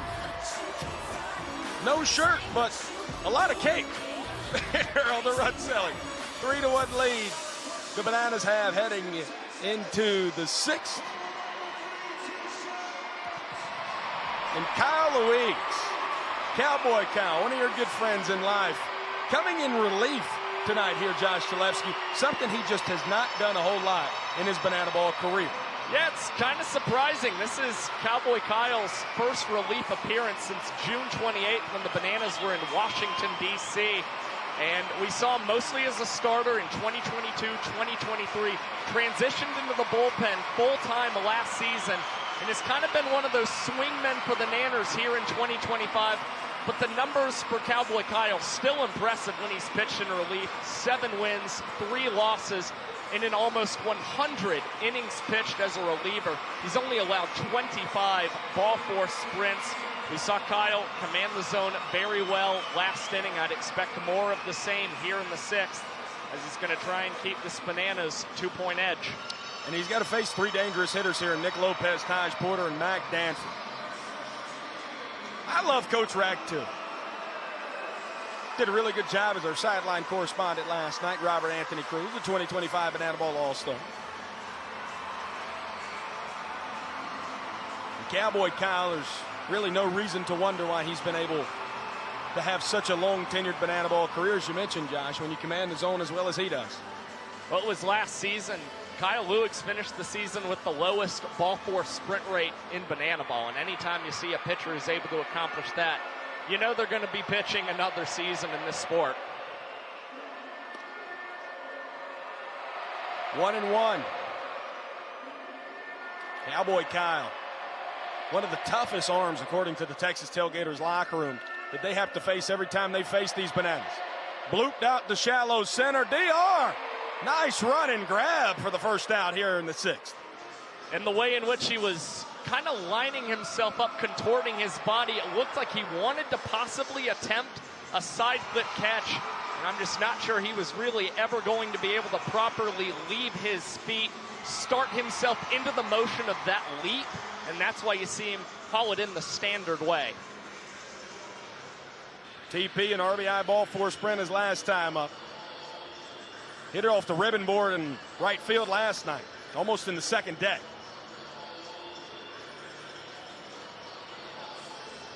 Ball and a strike. Jordan Hussein, the captain of this clubhouse. But the man wearing those beautiful white spikes is just as much as a leader as anybody else. Heard him on the microphone if you were with us last night talking about how this team is very, very good after the 3rd frame. Well, they won their first inning of the night. They're only inning tonight in the 4th. And TP knows as good as anybody, the offense has to come alive here in the 6th if they want any chance at these Nanners tonight.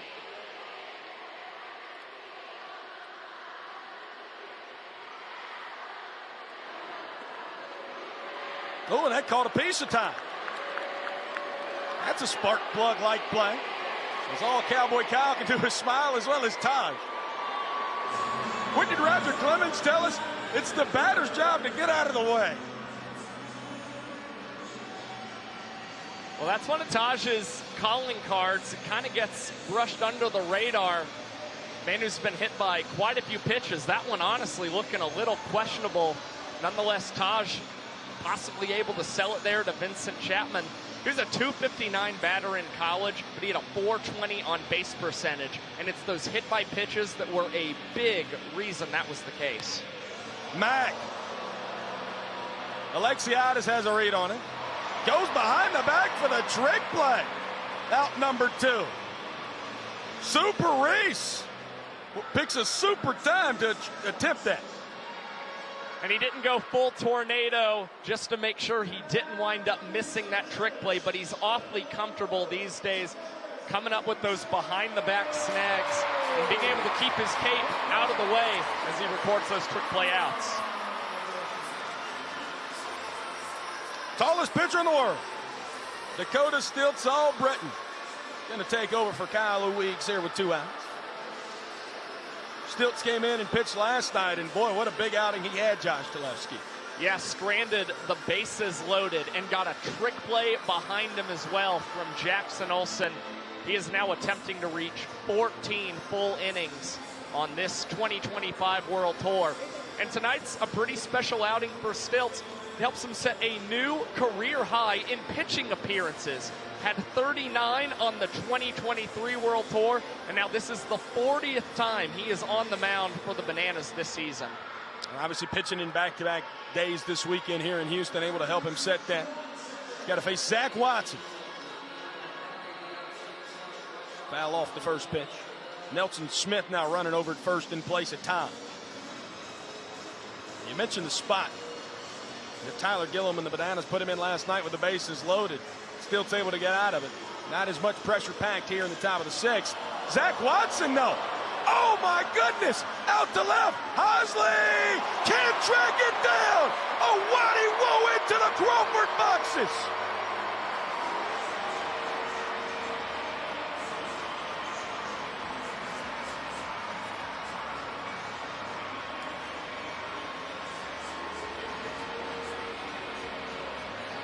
And there is certainly a portion of this crowd here in Daikin Park ecstatic that Zach Watson was able to go deep. Shows off the acrobatics as he touches home plate. And did a really impressive job staying back on that pitch from Dakota Stiltzall Britton. And awfully impressive to see a ball arcing so high up in the air that was able to still come down in those Crawford boxes. We know this park very friendly to the right-handed hitters. And that was true there for Mr. Watson coming off of the bench. Taj Porter we've talked about as a spark plug. Zach Watson just as much.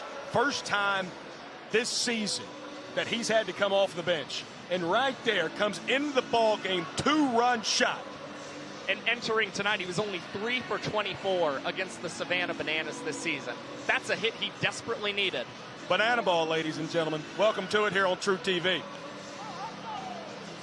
2 balls and 2 strikes. 2 outs as well. The deuce is wide. And 2 runs have scored here in the top of the 6th.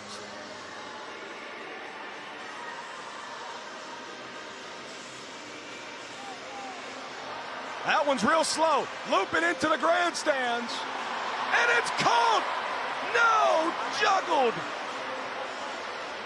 The man was holding a child. Still is holding a child. Stiltz, he wants them to pop the fan challenge. And they do. Uh-oh, Josh Talevsky. Hey, that's a smart play by Dakota Stiltzall Britton. Trying to get himself out of this inning.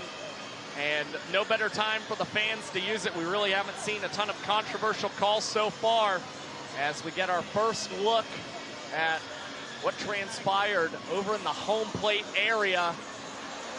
Yeah, you see a slight juggle. See it in the hands for a second, but then ricocheting off the chest. That is not a clean catch, in my opinion. No, I agree with you, Josh. He used his chest and his child to keep that ball close to him. And here, Banana Ball, if you're new to our young sport, you have to catch it cleanly. For a fan to catch it and it be recorded as an out, they must catch it cleanly, whether they use a hat, whether they use a glove, whether they use their bare hand. It has to be caught and retrieved cleanly. And that clearly was not. I mean, impressive nonetheless holding the child, but not caught cleanly.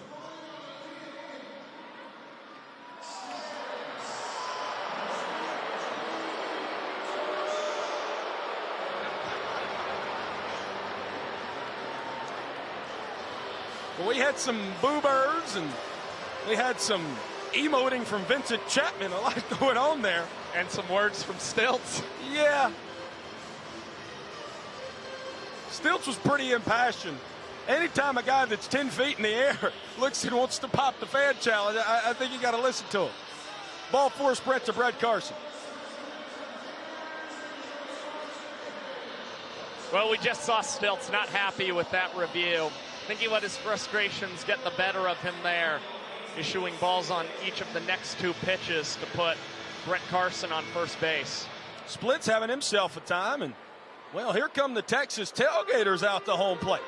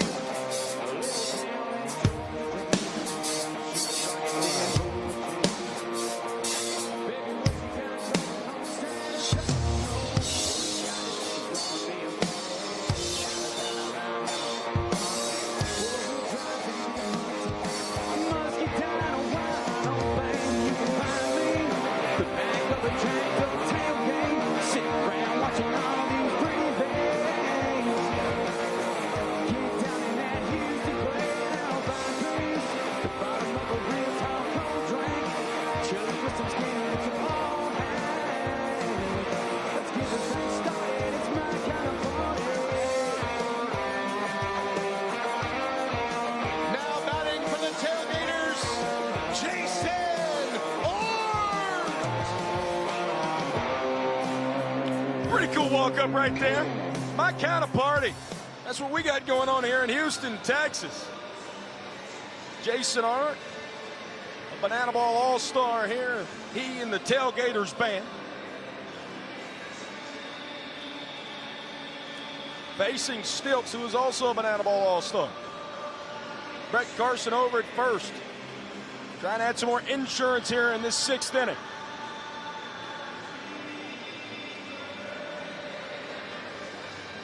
Jason got to start last night. First time he's appeared in the game in Texas and has not recorded a hit. 4 for 9 here now in the Lone Star State in the month of September. Yeah, it's been awfully impressive to see what Jason Arndt's done, whether he started or come off the bench, as he gives the fans an opportunity to make a play. And Vincent Chapman, even a little surprised and egging on the fans, telling them, how come you couldn't catch that one?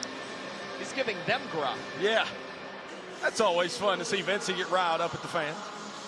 2-2. Fouled off. I was talking to Travis Monroe after the Tailgaters played the Bananas back in Pittsburgh a few weeks ago. He said, I didn't know Stilts threw a slider. You just seen it right there. Whoa. Behind Jason. Now another full count here. And that slider, a pitch that he affectionately calls his tall ball. Brett Carson takes on. Ryan Cox.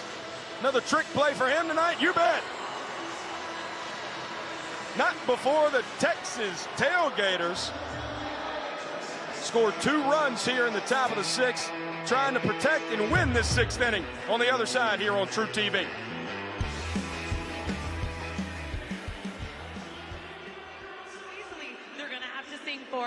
All right, Chris, are you ready to sing? Yes, ma'am. All right, Shark, hit it for Chris. Fantastic point of view. No one to tell us no. Where to go. We're sailing and dreaming. A whole new world, a dazzling place I've never been. And when you're way up here, it's crystal clear. Now I'm in a whole new world with you. Give it up for Chris, everybody. All right, Steve, do you think you can top that?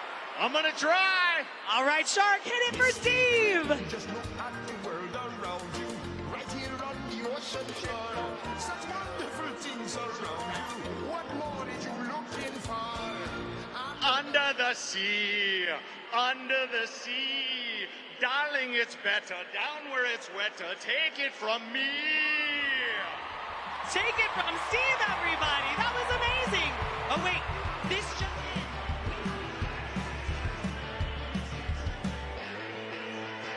And I know we're just on the precipice of October, but it feels like Christmas is coming up, Josh Talevsky. Yeah, we've got the Banana Ball Championship League coming, and of course our selection show that'll air on October 9th on ESPN2, ESPN Plus, Disney Plus, and the Banana Ball YouTube page. It's been a really exciting season for all four teams involved. It'll be exciting to see all the destinations that they're hitting, as each Banana Ball team will have 30 home and 30 away games next season. And by the way, we're going to be announcing 2 new Banana Ball teams as well, so you are not going to want to miss out on all of this cool action. Man, just coming up in less than 2 weeks, 2 days before the Tour Championship game is played in Savannah on October the 11th. You know another guy I like? Another guy I'm always excited when it comes to the ball game?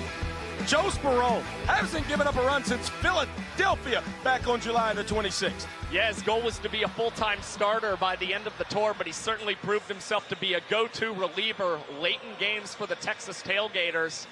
In innings in which he has entered with a lead, he has 3 holds in 6 opportunities. This is the first time he's ever gotten to pitch with the multiple runs of support in an inning. In the final game of the regular season. You know it. Wow. He gets to face Danny Heisley. Haas puts another one in the air. Will it stay in play and one? Into the crowd. Off of a young man with a blue glove. Fans have come to play here tonight. So is Haas. He had that walk-off double back in the 3rd. He and Ty Jackson, the best of friends, splitting the left field duties here this weekend.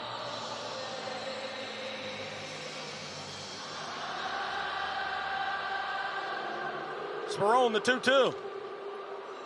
Haas again in foul territory. Jason Arndt giving it a chase, but it's going to land in that big space over there down the line.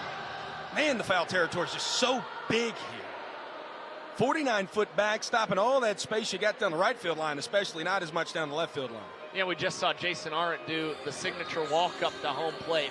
Definitely takes a little bit out of you, so he's probably still trying to find his bearings out there defensively and right.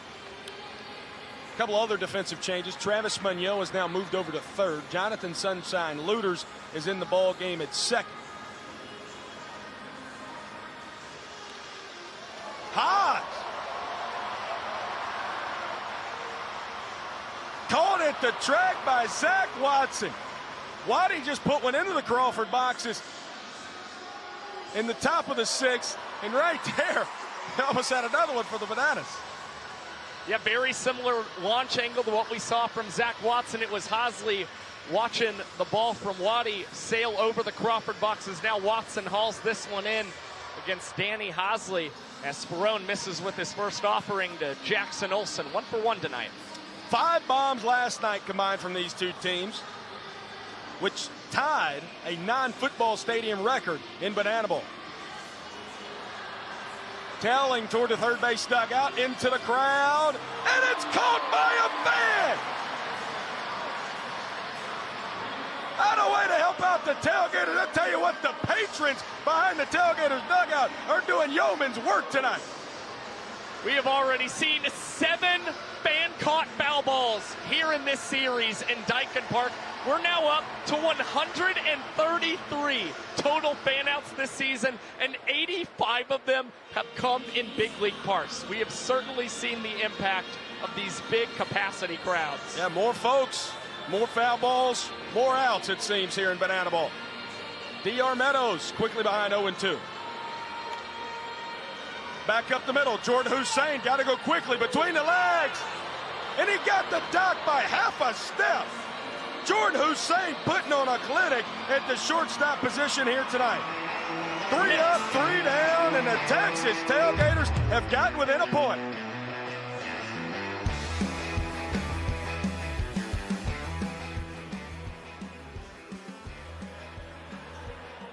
And have our Cougar race. So we have Erica, who's 40 years old, and we have Jennifer, 46-year-old.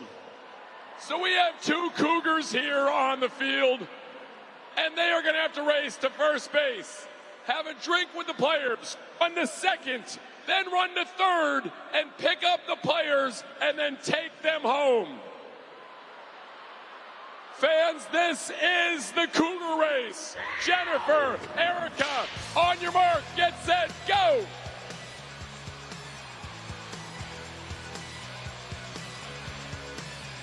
And it looks like Jennifer's off to a lead. The 46-year-old Cougar. Look at the speed. But here comes the 40-year-old Cougar, Erica.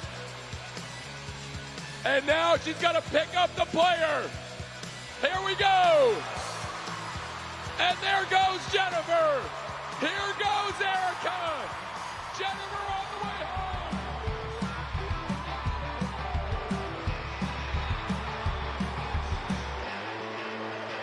Talked about how excited we were for the city selection show.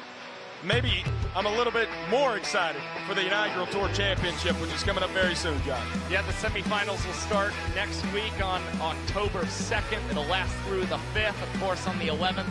It'll be the one-game Tour Championship. If we see the series split through the first 2 games, it will be decided by showdowns as well. And of course, it's the Bananas that need the victory tonight. If they want to clinch the 1 seed, they'll finish a half game better than the Party Animals. But these pesky Tailgaters, man, they are continuing to try and play spoiler. A big point earned by them last inning. Won the final game of the Party Animals headliner tour in Starkville, Mississippi.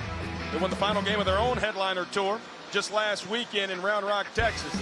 Now trying to win the final game of the Bananas tour here in Houston. Sunshine on a unicycle. And then a trick play recorded by Jackie.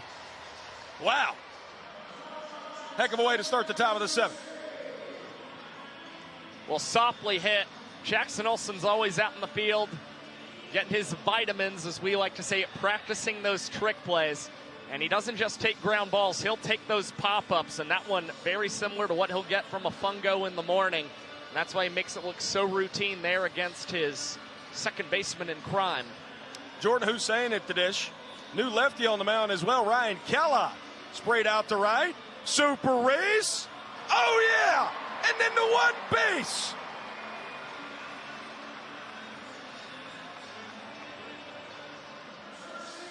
Tornado catch and a beauty for Reese Alexianis, hitting the people with the patented Breaky Super after the fact as well. Hot start for the Bananas and Ryan Kellogg. 1 minute and 3 seconds into the inning, and 2 trick plays for the Maple Leaf lefty. 4th time through the lineup begins here with Travis Monroe, who's ahead 2 balls and no strikes. A single and a double on the resume for Moon. Hit hard out to left center. DR, a hopping catch, and then a backflip after it as the celebration. 1 minute and 27 seconds for Ryan Kellogg. That's the momentum grabber there for the Bananas.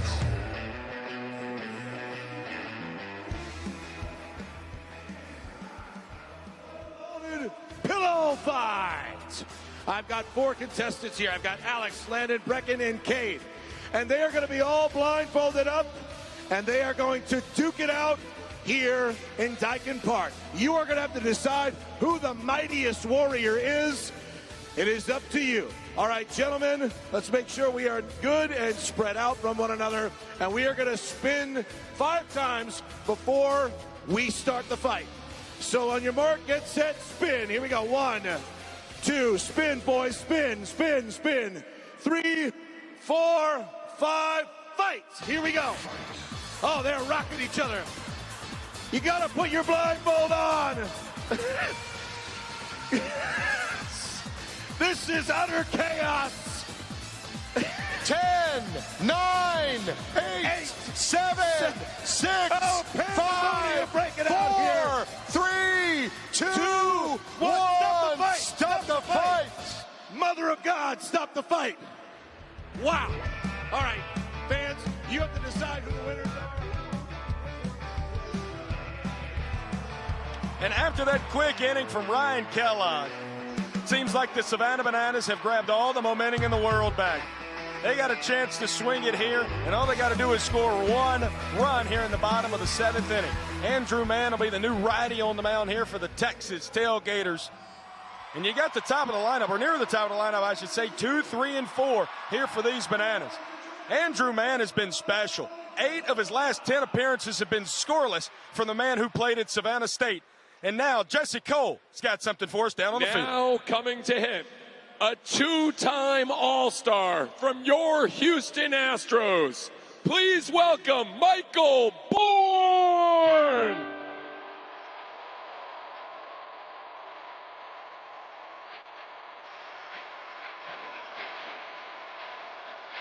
Michael Bourne, one of the legends of my childhood. And if you were in your early to mid-20s, he was yours too. Stole over 300 bases in 3 seasons. A 2-time All-Star, a 2-time Gold Glove Award winner. And I tell you what, probably could have been a really solid designated runner here in Banana Bowl. Probably still could be, as he steps after the box after the 0-1. And now it's 0-2. Already laughing and smiling. Just got in the old baseball habit there. And Mann will miss with his quick 0-2 offering. Now a 1-2 count on Bourne, who swings away and nearly hits Adam Byron in the coach's box. Played for the Astros, as we mentioned. Also a native here of Houston, Texas. The 42-year-old sends it out to left. Zach Watson will have it for out number 1.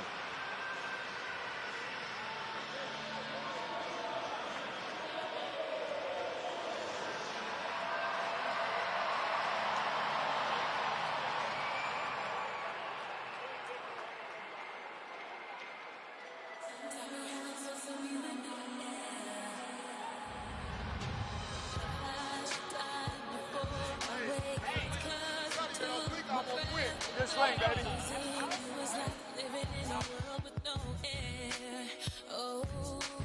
I'm here alone, didn't want to leave. Hard to move, you think you believe it. There was a way that I could make you understand. Do you expect me? Live alone, just me. 'Cause my world revolves around you. It's so hard for me to breathe.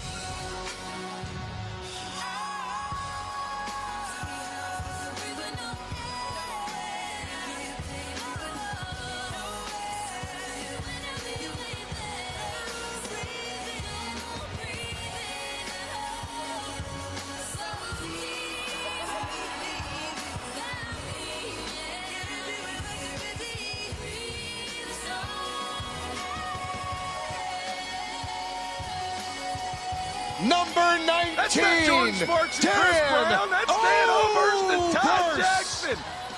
And I tell you what, I can't breathe with no air without Josh Talevsky. What a walk up there, my friend. And this is what I love about Banana Ball. Even in the midst of one of the most competitive games we have ever seen in our sports history, you still get an impassioned duet between Dan Oberst and his teammate Ty Jackson as Danny Barrels finds himself 0-3 this season against Andrew Mann, trying to snap out of that as he rolls the 1-0 foul. Danny O tonight, he had a ball four sprint his first time up. He was on the bad end of that wedge gem from Jordan Hussein to conclude matters back in the 4th.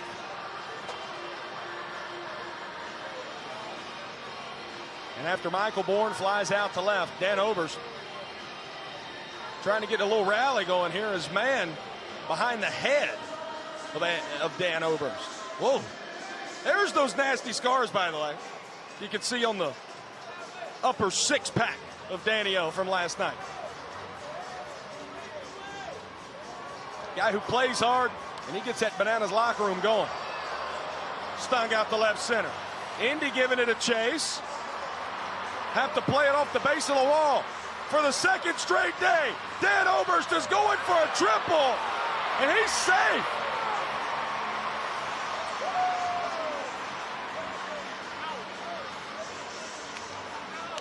Andrew Mann looked around and told Joe Mikulik not to challenge it. He's still looking over at Mick. Now conversations had between Moon and Mick, but right now Danny O's got a three-bagger. Well, look, you didn't see Moon make a big argument over at third base. And the other aspect, if this remains a close ball game, you've got your challenge in the final inning of play as you see Oberst opening up yet another gash. And now the tour leader in triples after collecting his second this weekend. Alexiadis high into the stands, tailing back into the lower level, and not caught. Infield in. Dan Oberst doesn't have a jersey on. He represents the fourth point of the night for the Bananas down there. Munoz backhand. Can't gather it up, and that's all she wrote here for the seventh as the Bananas take a 4-2 lead. It is another funky hop and a tough play for the Texas Tailgaters over at the third base bag. But Dan Oberst putting the team on his back this weekend, his third extra base hit, and it leads to a fourth point in the ball game for the Nanners. Alexiadis, a walk-up hero yet again. As it's time to go down to the field and hear from Robert Anthony Cruz. All right, I'm here with none other than Michael Bourne. Brother, how is your body feeling after that at-bat? I was a little scared on my oblique. Other than that, I was fine. Other than your oblique, you were good? I was good. You know, when you get in the box, it's kind of natural to start ramping up a little bit. And I did that. And I felt it a little bit on the ball I pulled. I was like, ooh. But I was going to go. It was going to have to blow out because I was in there. I got to say, man, I've seen a lot of big leaguers take at-bats in these Banana Ball games, and it's so easy to get sped up. But I saw you have that nice approach, drive the ball the other way. Is that what you had in your mind? What was going through your head? What was the approach? Just relax. You haven't been in this environment with a lot of people, so the more I keep my hands relaxed, my body relaxed. So that's what I did. On the first one, I was a little bit too ahead. I said, okay, let me make a little bit of adjustment. I stepped out, got strike two. He threw a ball, and I had the timing by then. Oh, amazing. Kids back home, listen to that. I make coaching videos. There's some gold that he just dropped right there. All right, last question, man. How's the energy in this crowd compared to maybe some of the crowds you played in front of before? How is it, man? Well, you know, I got to give props to my Houston crowd, man. This is home. Houston Astro fans show up and show out, man. They came out here for the Savannah Bananas. I love what y'all are doing, man. Putting on for each city that y'all go to. Y'all keep doing y'all thing, man. We love to see it. Amazing. Thank you so much, brother. All right, God Man, bless, Coach Rack, I tell you what, that guy's got a future in broadcasting. I mean, he's a Banana Ball All-Star for what he's done between the lines. But, geez, that guy is magical with a microphone. And we also thank Michael Bourne for showing up here, the former Astro, here in his hometown of Houston, and the kind words he just said about our wonderful, wonderful young sport. Gage Voorhees, the new right-hander on the bump here, Josh, for the Bananas. He has the highest earned run average of any qualified Bananas pitcher, a 7.55 mark. But he's only given up one earned run to the Texas Tailgaters in 4 innings pitched. And he's trying to induce a fan-caught foul ball here behind home plate. But the fans not able to respond for the rookie right-hander. I thought your dreams were about to come true there, Telev. That one landed not even 4 rows in front of us. A lot of backspin on it. And already a night where we've had a lot of F10s in the scorebook. Full count to Andy.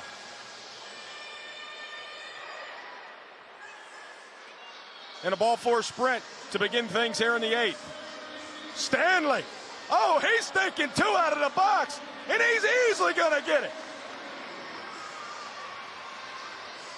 Well, he's a disciple of Tyler Gilliam's green light special base running system, and the big emphasis he would always tell his players and still tells them, pressure burst pipes, and that is exactly what Indiana Stanley's mentality was right there. able to get the extra base on the ball force sprint and put the Tailgaters in a really nice position to start the top of the 8th. Pressure burst pipes, Josh Talevsky, but it also makes diamonds.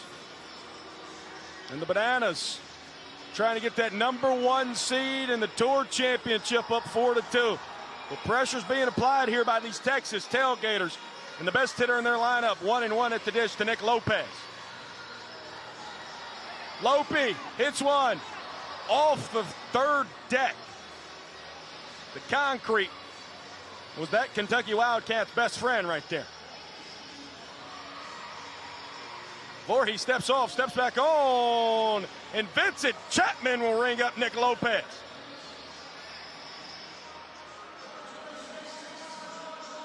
Well, that's Voorhees messing with timing, messing with the batter, feeling comfortable in that batter's box.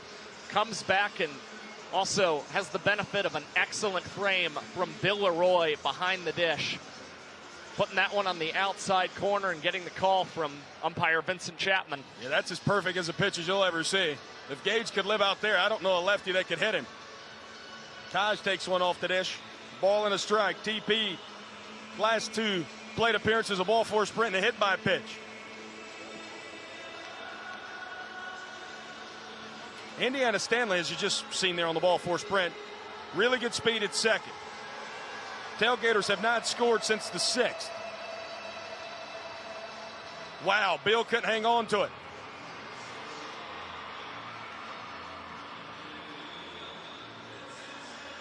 Leroy entered the ball game at catcher back in the 6th. Eric Jones Jr. started back there tonight for the Bananas. You can feel this crowd. They know it's late in this ball game. They know what at stake it well. Now another opportunity for a ball four sprint here for the Texas Tailgaters.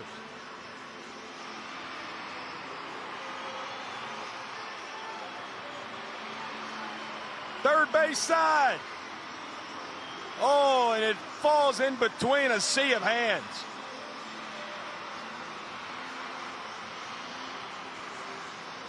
Too many cooks in the kitchen there. A lot of people trying to catch that foul ball for the out. We were talking to some of those youngsters over in that third base section. They said they all wanted to catch it in favor of the Bananas. Not able to do so. So Voorhees having to offer another payoff pitch. And once again, a spoil from Taj Porter. Yeah, this is quite the AB that the Quad Father's putting together right now. He was the table setter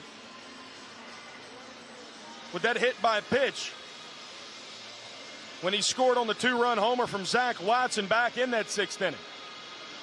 I think Taj caught an extra piece of himself there. He'll take a large exhale before he steps back in the box. Vincent Chapman checking on the Tailgaters catcher.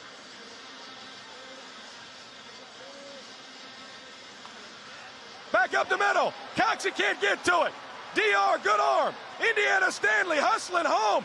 No cutoff. The throw goes to the backstop. And the Texas Tailgaters strike first here in the 8th. 9-pitch battle between Gage Voorhees and Taj Porter, and in the end, it is the third baseman turned catcher tonight for the Tailgaters, coming through with another hit in scoring position. And Taj just continues to roll against the Bananas this season. Now has 7 runs batted in against this team, and is batting close to 300 against them as well. Jason Arndt and the Texas Tailgaters band with the addition of Travis Munoz. A little TROUBLE celebration at the Tailgaters. Plate their first run here in the top of the 8th. Talevsky, you're native of Georgia. What you know about Travis Tritt? You know, I know when it's a great day to be alive and when it isn't. Man, I got me some rice cooking in the microwave. Tailgaters got something cooking here in the top of the 8th. As we've seen with the previous few times here when Taj Porter has reached, Nelson Smith going to run it first. But man, what a throw from DR. Yeah, and you've also got to commend Gage Voorhees backing up Bill Leroy behind home. He actually fielded the ball barehanded and was able to keep Taj Porter from possibly advancing up to second base and getting into scoring position yet again for this Tailgaters team. And on that same token, Indiana Stanley with that two-base ball four sprint, putting himself in scoring position, has set the table here for the Tailgaters. Mac Danford, a ball and a strike.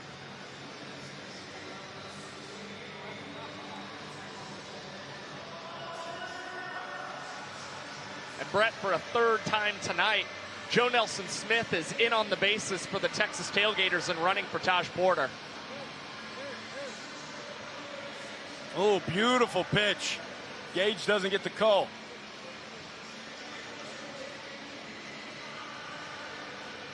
Two ball, two strike count.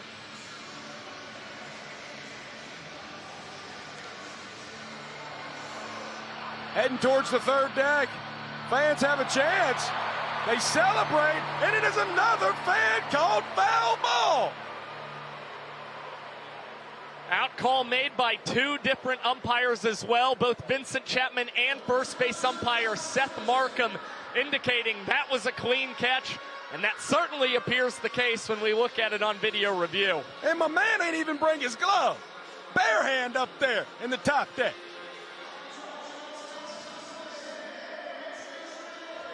Zach Watson. Only AB he's had tonight was a long ball in the Crawford boxes off of stilts.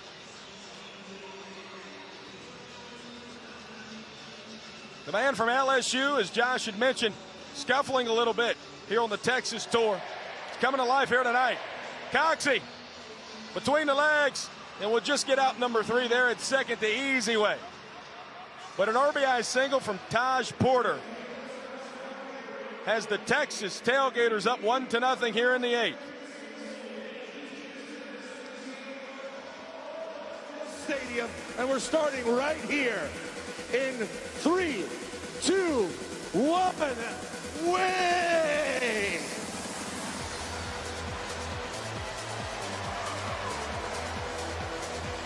Take it all the way around.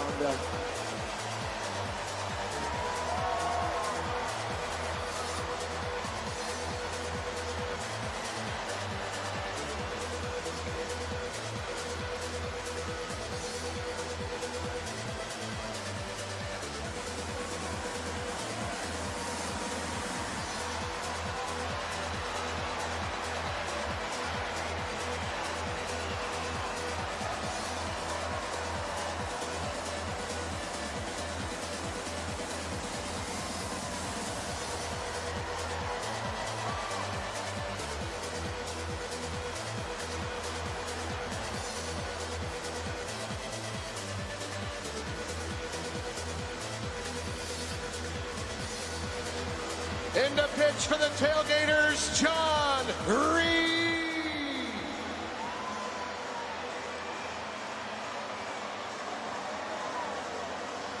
John Reed, one of the 3 Banana Ball All-Stars here between the lines for the Texas Tailgaters. The closer here for the Tailgaters, and making his first appearance this weekend. Yeah, Reed, the only Tailgater with multiple wins on this World Tour. Did not start as the team's closer, has certainly moved into that role. The most trusted late inning arm, and is really impressed with his lack of ball four sprints, his high strikeout ability. And he gets to start the bottom of the 8th with a matchup advantage against the left-hander Ryan Cox. He'll fall behind 2 balls and a strike.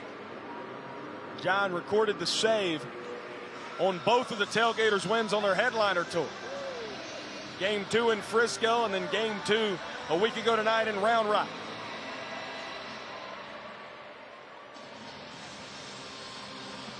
Chopper, Johnny Boy, out number 1.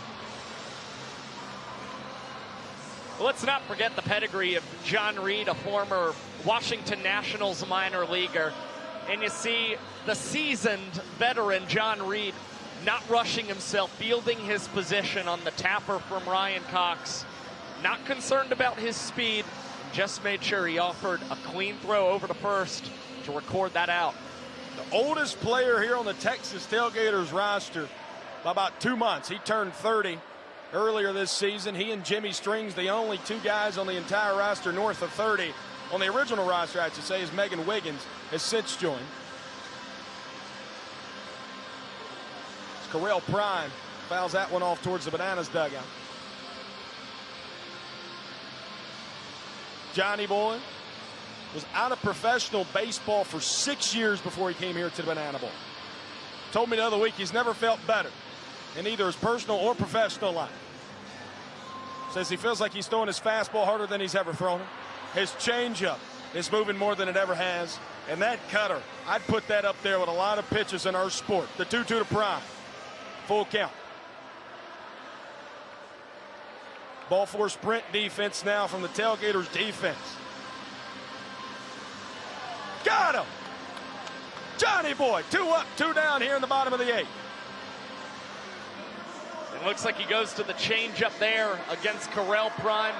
Thinks he's going to get the 3-2 heater instead. That one well located, sinking below the zone. Prime unable to hold up, chasing that one.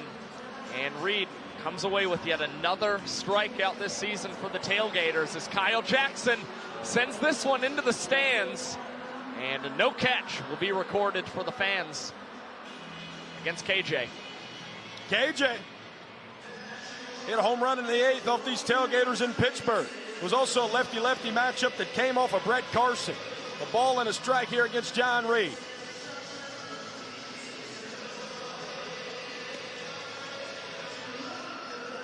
KJ an all-star. A single and a ball four sprint from him tonight. The Kent State product comes up big time empty right there.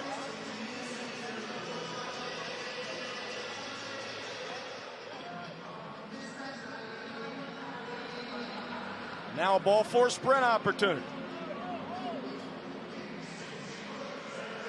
And KJ will draw his second of the night. He's hustling out the box. Ball four sprint defense has been on par for these Tailgaters. Not right there as KJ just in time at second.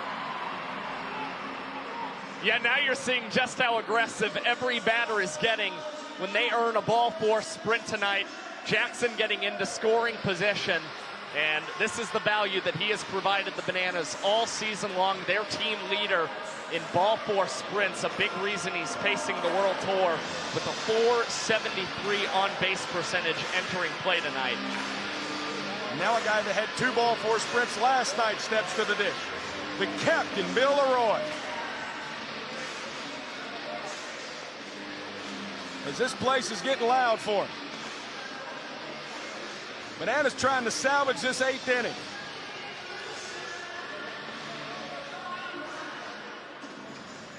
And going to the 9th with a 4-2, even a 5-2 lead. Monumental for the Bananas. On the opposite end for these Tailgaters, to draw within 1. Man, we'd have ourselves a top of the 9th to look forward to. Especially considering we saw those Tailgaters rally, put a run across the board in the 9th that translated to a point. But the Bananas got that insurance in the 8th inning, and that's what helped them earn the win. They are trying to negate the point again as Leroy chops this the third. Munoz will hurl it across the diamond, and the Texas Tailgaters inch their way even closer. It is a 1-point game going into our final inning of play. We'll be right back.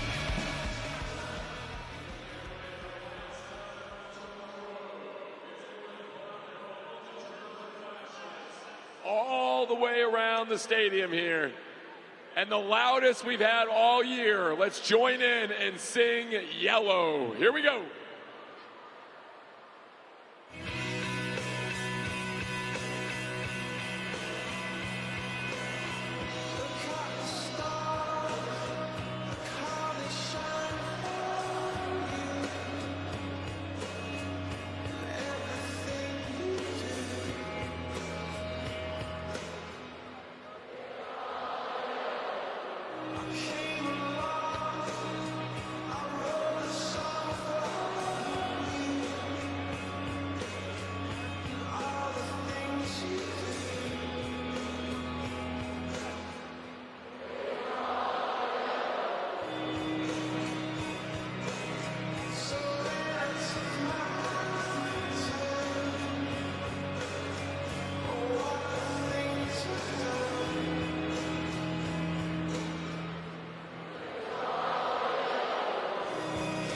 Keep it going.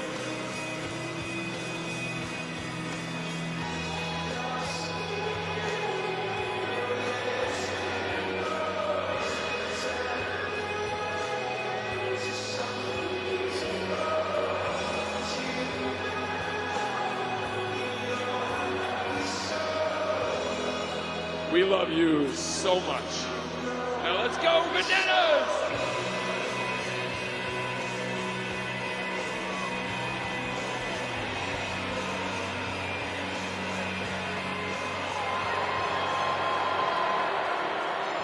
Ladies and gentlemen, the sound of the bells means it's time to cast our gaze upon the scoreboard. Heading into the top of the ninth inning, the score is 4 points for the Savannah Bananas to 3 points for the Texas Tailgaters. But here is the thing about the game of banana ball. In the final inning, every run counts for a point.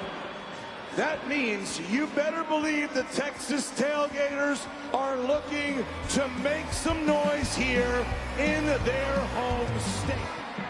On the other hand, You're watching the final regular season game here of 2025 of Banana Ball on TruTV. Presented to you by Tropical Smoothie Cafe. Now in the final frame, after we just seen the final yellow here in Houston, all runs count as points, and that's very important here in our final inning because the Tailgaters just need 1 point to tie it and 2 to take the lead as the Savannah Bananas lead it 4-3 over the Texas Tailgaters. 41,000 here in Houston, Texas, inside of Daikin Park. But it's not going to be easy, Josh Talevsky, because there's a young man, or an older man, I should say, a long-tenured banana baller out there on the bump for these Bananas. That's right, Austin Prisminski taking over for the Savannah Bananas like John Reed, who we talked about last inning. Graham, a former minor leaguer in the Cubs and Angels organization. And he has pitched in 12 straight ball games without allowing an earned run for this Banana squad. Has 5 saves in that span and has 8 saves in 10 opportunities this season with a 20% strikeout rate, which is the second highest mark on the Bananas. And he will start off against Brett Carson, the only Texas Tailgater with a hit against Krem this year. And now a Krem 2-2.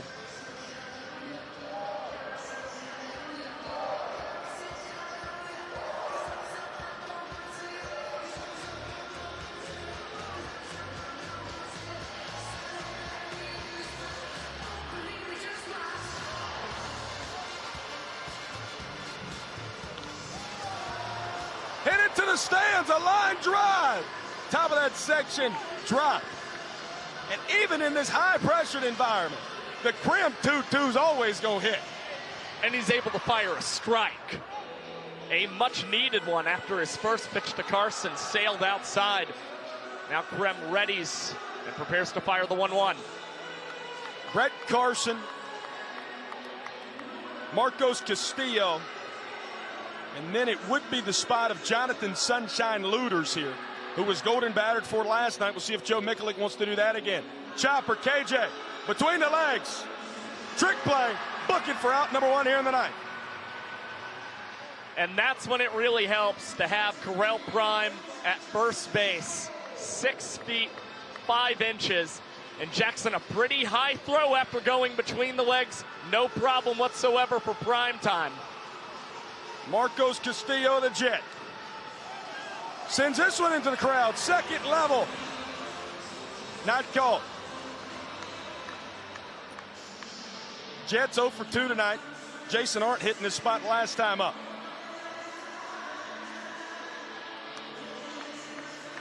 Krem ahead 0-2. The Bananas can get 2 more outs here. They'll clinch the number 1 seed in the inaugural Tour Championship beginning Thursday in Savannah.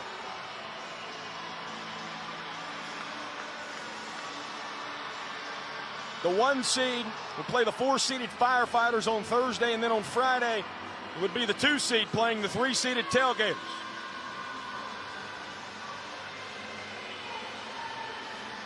The Party Animals have all the blue and orange they own out right now. Appeal down the first. Seth Markham says Marcos Castillo did not go. Full count. Ball for a sprint. We put that we put the game tying run / point on first. Well, you see Krem desperately wanted that call. We saw Stilts earlier have the frustrations get the better of him. Krem's got to make sure he doesn't do the same here and issue the ball for a sprint that puts Castillo on, although he's got to be careful if he does draw the sprint not to run himself into an out. You've got to play the situation wisely. And there's the sprint for Marcos Castillo. And Marcos wisely stays at first. Yeah, it was first base coach Andrew Bartman. He was pointing at that first base bag. Stay there the whole way.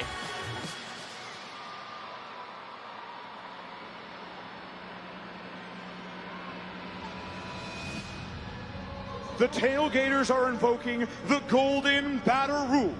Now batting in the place of Jonathan Sunshine Looters is the Tailgaters' Golden Batter, Taj the Quad Father Porter.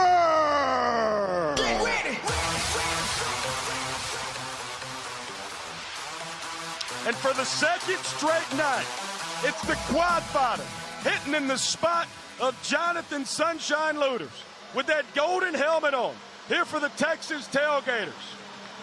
He sent one off the second deck last night. He had a double as well. Tonight, a ball for a sprint, a hit by pitch, and the RBI single that won the 8th. And as the golden batter this season, Porter 0 for 2 with the ball for sprint. And wow, this one lined so sharply, it hits off of Marcos Castillo, and that will result in an out for the Texas Tailgaters. Oh, can you believe it? Wow. You never see that happen in baseball or banana ball. And right there, when the momentum was about to shift fully in the Tailgaters' favor, the Bananas get the biggest favor, maybe of 2025. Jonathan Sunshine Looters coming to run it first. The Houston, Texas native who grew up 7 minutes from this ballpark. Jordan Hussein's the final hope. He sends it right to Prime, who gobbles it up between the legs, and the Savannah Bananas will be the #1 seed in the inaugural Tour Championship.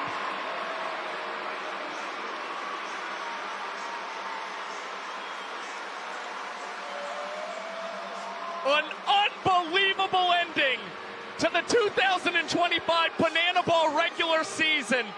It's the Bananas able to come all the way back and on the final game of the tour, clinch the 1 seed a half game better than the boys in black and pink, the Party Animals.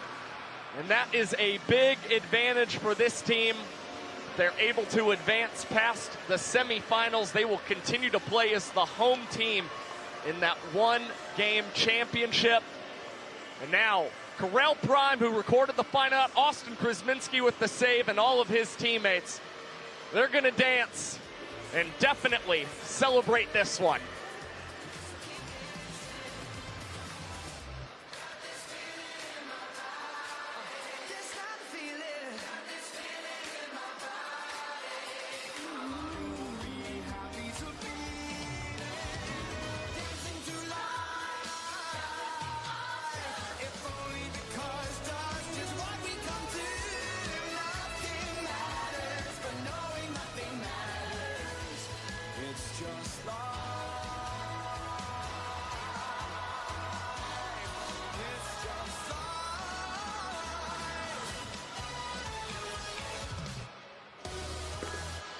One more time for your Savannah Bananas.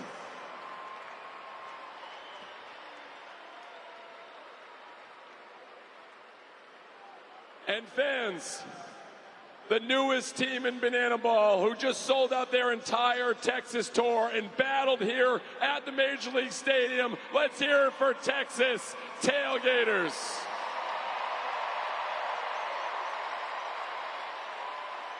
They are just getting started, and I'll tell you, they're going to be back here all throughout this in 2026, putting on a show, and they're just getting started. We're going to have fun with the Tailgaters.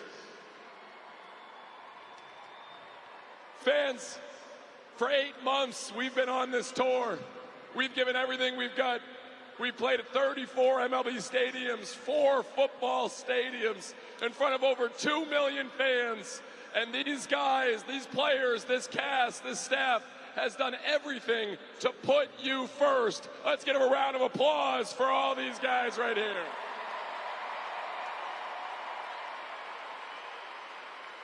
You're the reason why we do what we do. You're the reason why we named our company Fans First. We love you guys so much. You're making all of our dreams come true every single night. So from the bottom of our hearts, thank you. And I want to leave it one more time with the captain, Bill. What's up, Houston?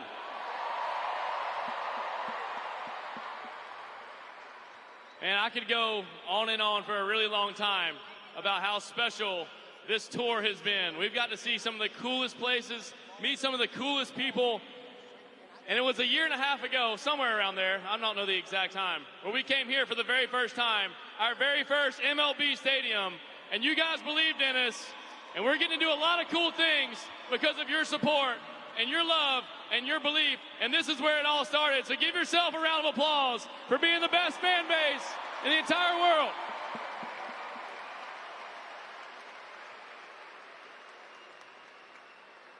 And one more time for your Texas Tailgaters. These guys freaking rock.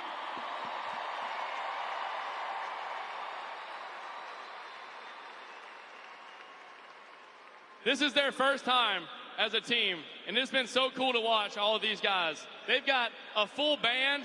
They've got some of the most talented and unique players on this team that I've ever seen. And to come into a league for the very first time and try to compete with teams that have been competing for years, they've did one hell of a job, and I'm proud to call these guys my brothers.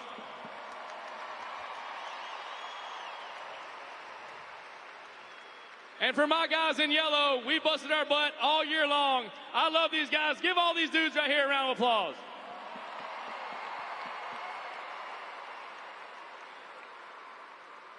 Both of these teams and everybody in our organization, we really do love each other like family.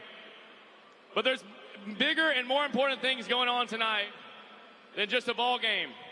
There's so many people here in one place, all gathered together, experiencing joy and experiencing community as human beings. And that's a special thing to see in the world today. When there's a lot of things that can divide us, I'm really, really proud that we can all sit here and see people from different backgrounds, from different cultures, all coming together and loving one another and putting other people before yourself, because that's what living life is all about.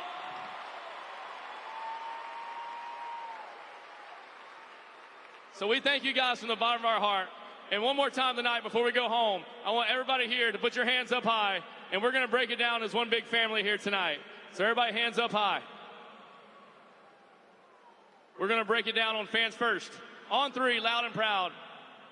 But I need to know if you are ready.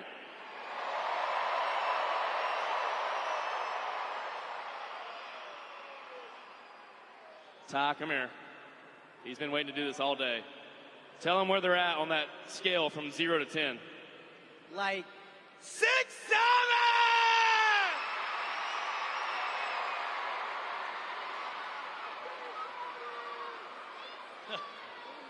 7! If I didn't know any better, I think he's 10 years old. He's been waiting for that all day. I said, are you ready?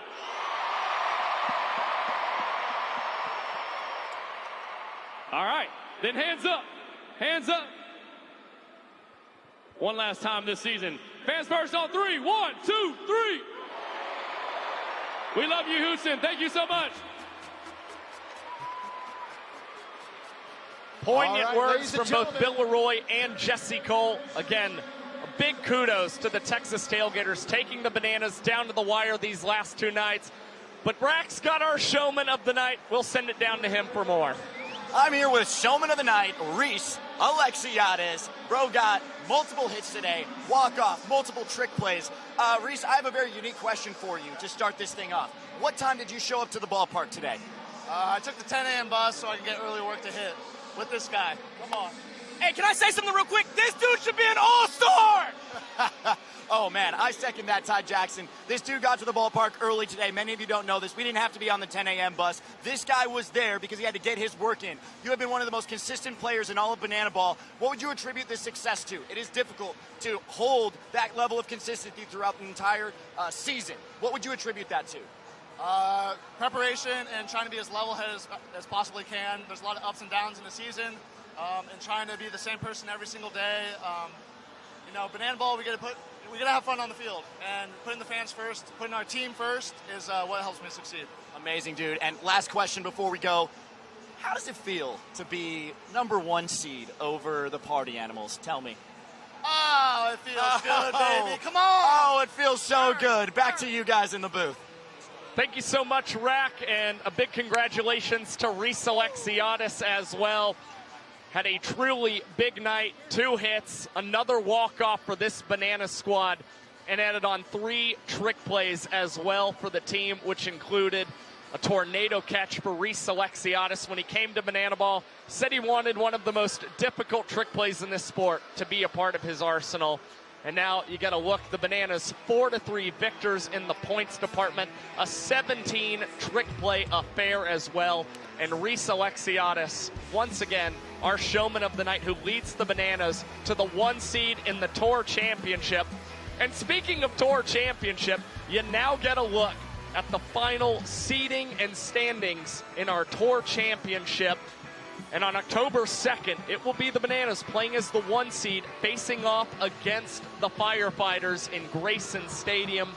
Game 2 on the 3rd will be Party Animals against the Tailgaters, and then we'll resume Bananas Firefighters action on the 4th of October and wrap things up, Party Animals and Tailgaters for Game 4. And do not forget that if the games are split between these 2 teams, the final deciding game is actually Showdown Tiebreaker. So definitely a Banana Ball twist to the Tour Championship.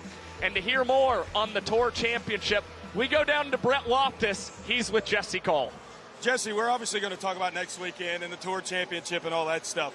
A 1-point ball game on both nights here in Houston. How cool is that for the evolution of our sport? Well, it's amazing to finish this way, and that's the only way it could be done in Banana Ball. I'll tell you, the Texas Tailgaters are a force to be reckoned with. From day one, the energy, the enthusiasm, Coach Mikulik and what he brought and the team coming together. I don't know if I've ever seen a team come together that fast. Not only the way they played, but just the culture. And it's going to be really fun to watch them. They have earned it where they were. They had a chance to win here and to make a big upset. And now they're going into obviously the tournament.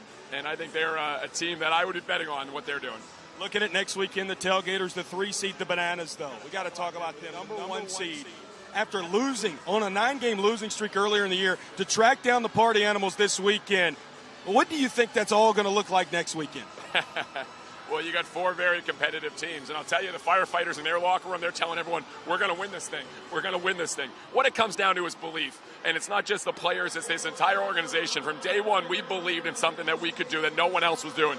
And I'll tell you, to think here playing in Major League stadiums, doing 17 this year, football stadiums, and then the players, these guys that weren't even playing last year maybe, and now they're here playing. It's belief. They believe they can win. They believe they can put on a show. They believe they can do anything. So I wouldn't bet against anybody in this organization, and that's what's made this really special throughout the years. Our regular season is over. 2025 was special, Jesse. Simply put, what's next?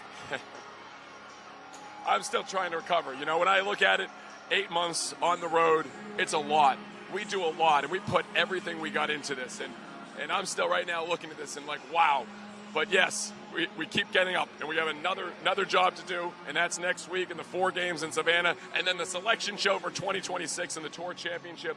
I think what's amazing is that this team, this group, this organization, we don't slow down for our fans. We keep going, and you got to have a lot of purpose to keep doing that. So when you think about what's next, yeah, we're going to keep rolling. We're going to play in more stadiums. We're going to go to fields all over the country, ballparks all over the country. We have a responsibility to bring it to the fans. The Tailgaters have showed it, the Firefighters have showed it, the Party Animals have showed it, the Bananas have showed that we can really put on a show and entertain fans and bring joy to people. So, yeah, expect some of the biggest stadiums in the world. Expect some of the smallest stadiums in the world. Expect some of the most unique places to play in the world, because that's what we want to do, and that's what these players have earned the opportunity to do. man, it's unbelievable, but we're just getting started. Just in the first inning. You say it all the time. And again, 2025. I know we look forward, we look back, we're living in the present. But any final thoughts here on the 2025 World Tour now that the regular season has concluded? Proud. When you start something and you do it and you've never done anything before, and we have one team and they're playing another team, and now you bring on new teams, and they've proved, the Tailgaters, the Firefighters, that they can create fans, unique fans all over the country. I would bet on us against anything, whether it's going to a college football stadium with 81,000 fans, an NFL stadium doing back-to-back nights, or doing a brand new tour. Don't bet against us, because we got heart and we got belief. And so when you think about what's going to happen the rest of this year and going into 2026, just get ready, buckle up, because we're just getting started. First inning, baby, and we're always going to be in the first inning. Jesse Cole, the owner and creator of Banana Ball, such a special, special tour this has been for the Tailgaters, the Bananas, the Party Animals, and the Firefighters. But like you said, we're not over yet. The Tour Championship beginning Thursday night at Grayson Stadium. It'll be the number 1 seeded Savannah Bananas and those Firefighters kicking us off. Biko Scala, Josh Talevsky back in the booth there from Houston. What a special, special weekend here with these Tailgaters and these Bananas. What a way to finish off this World Tour. It's such a pleasure to get to sit in Biko Scala's seat this weekend, to work with the great Josh Talevsky, everybody on BTV, with Chad Reese as our producer, our executive producer, Josh Richardson here this weekend. I am blessed beyond belief and so blessed to be a part of this organization and be the mouthpiece for it this weekend. Thank you guys all. Thank you to our 3 million plus fans that came to our stadiums this year. Can't wait to do it in the postseason next weekend in Grayson. And until then, we'll Gator up and we'll see you later!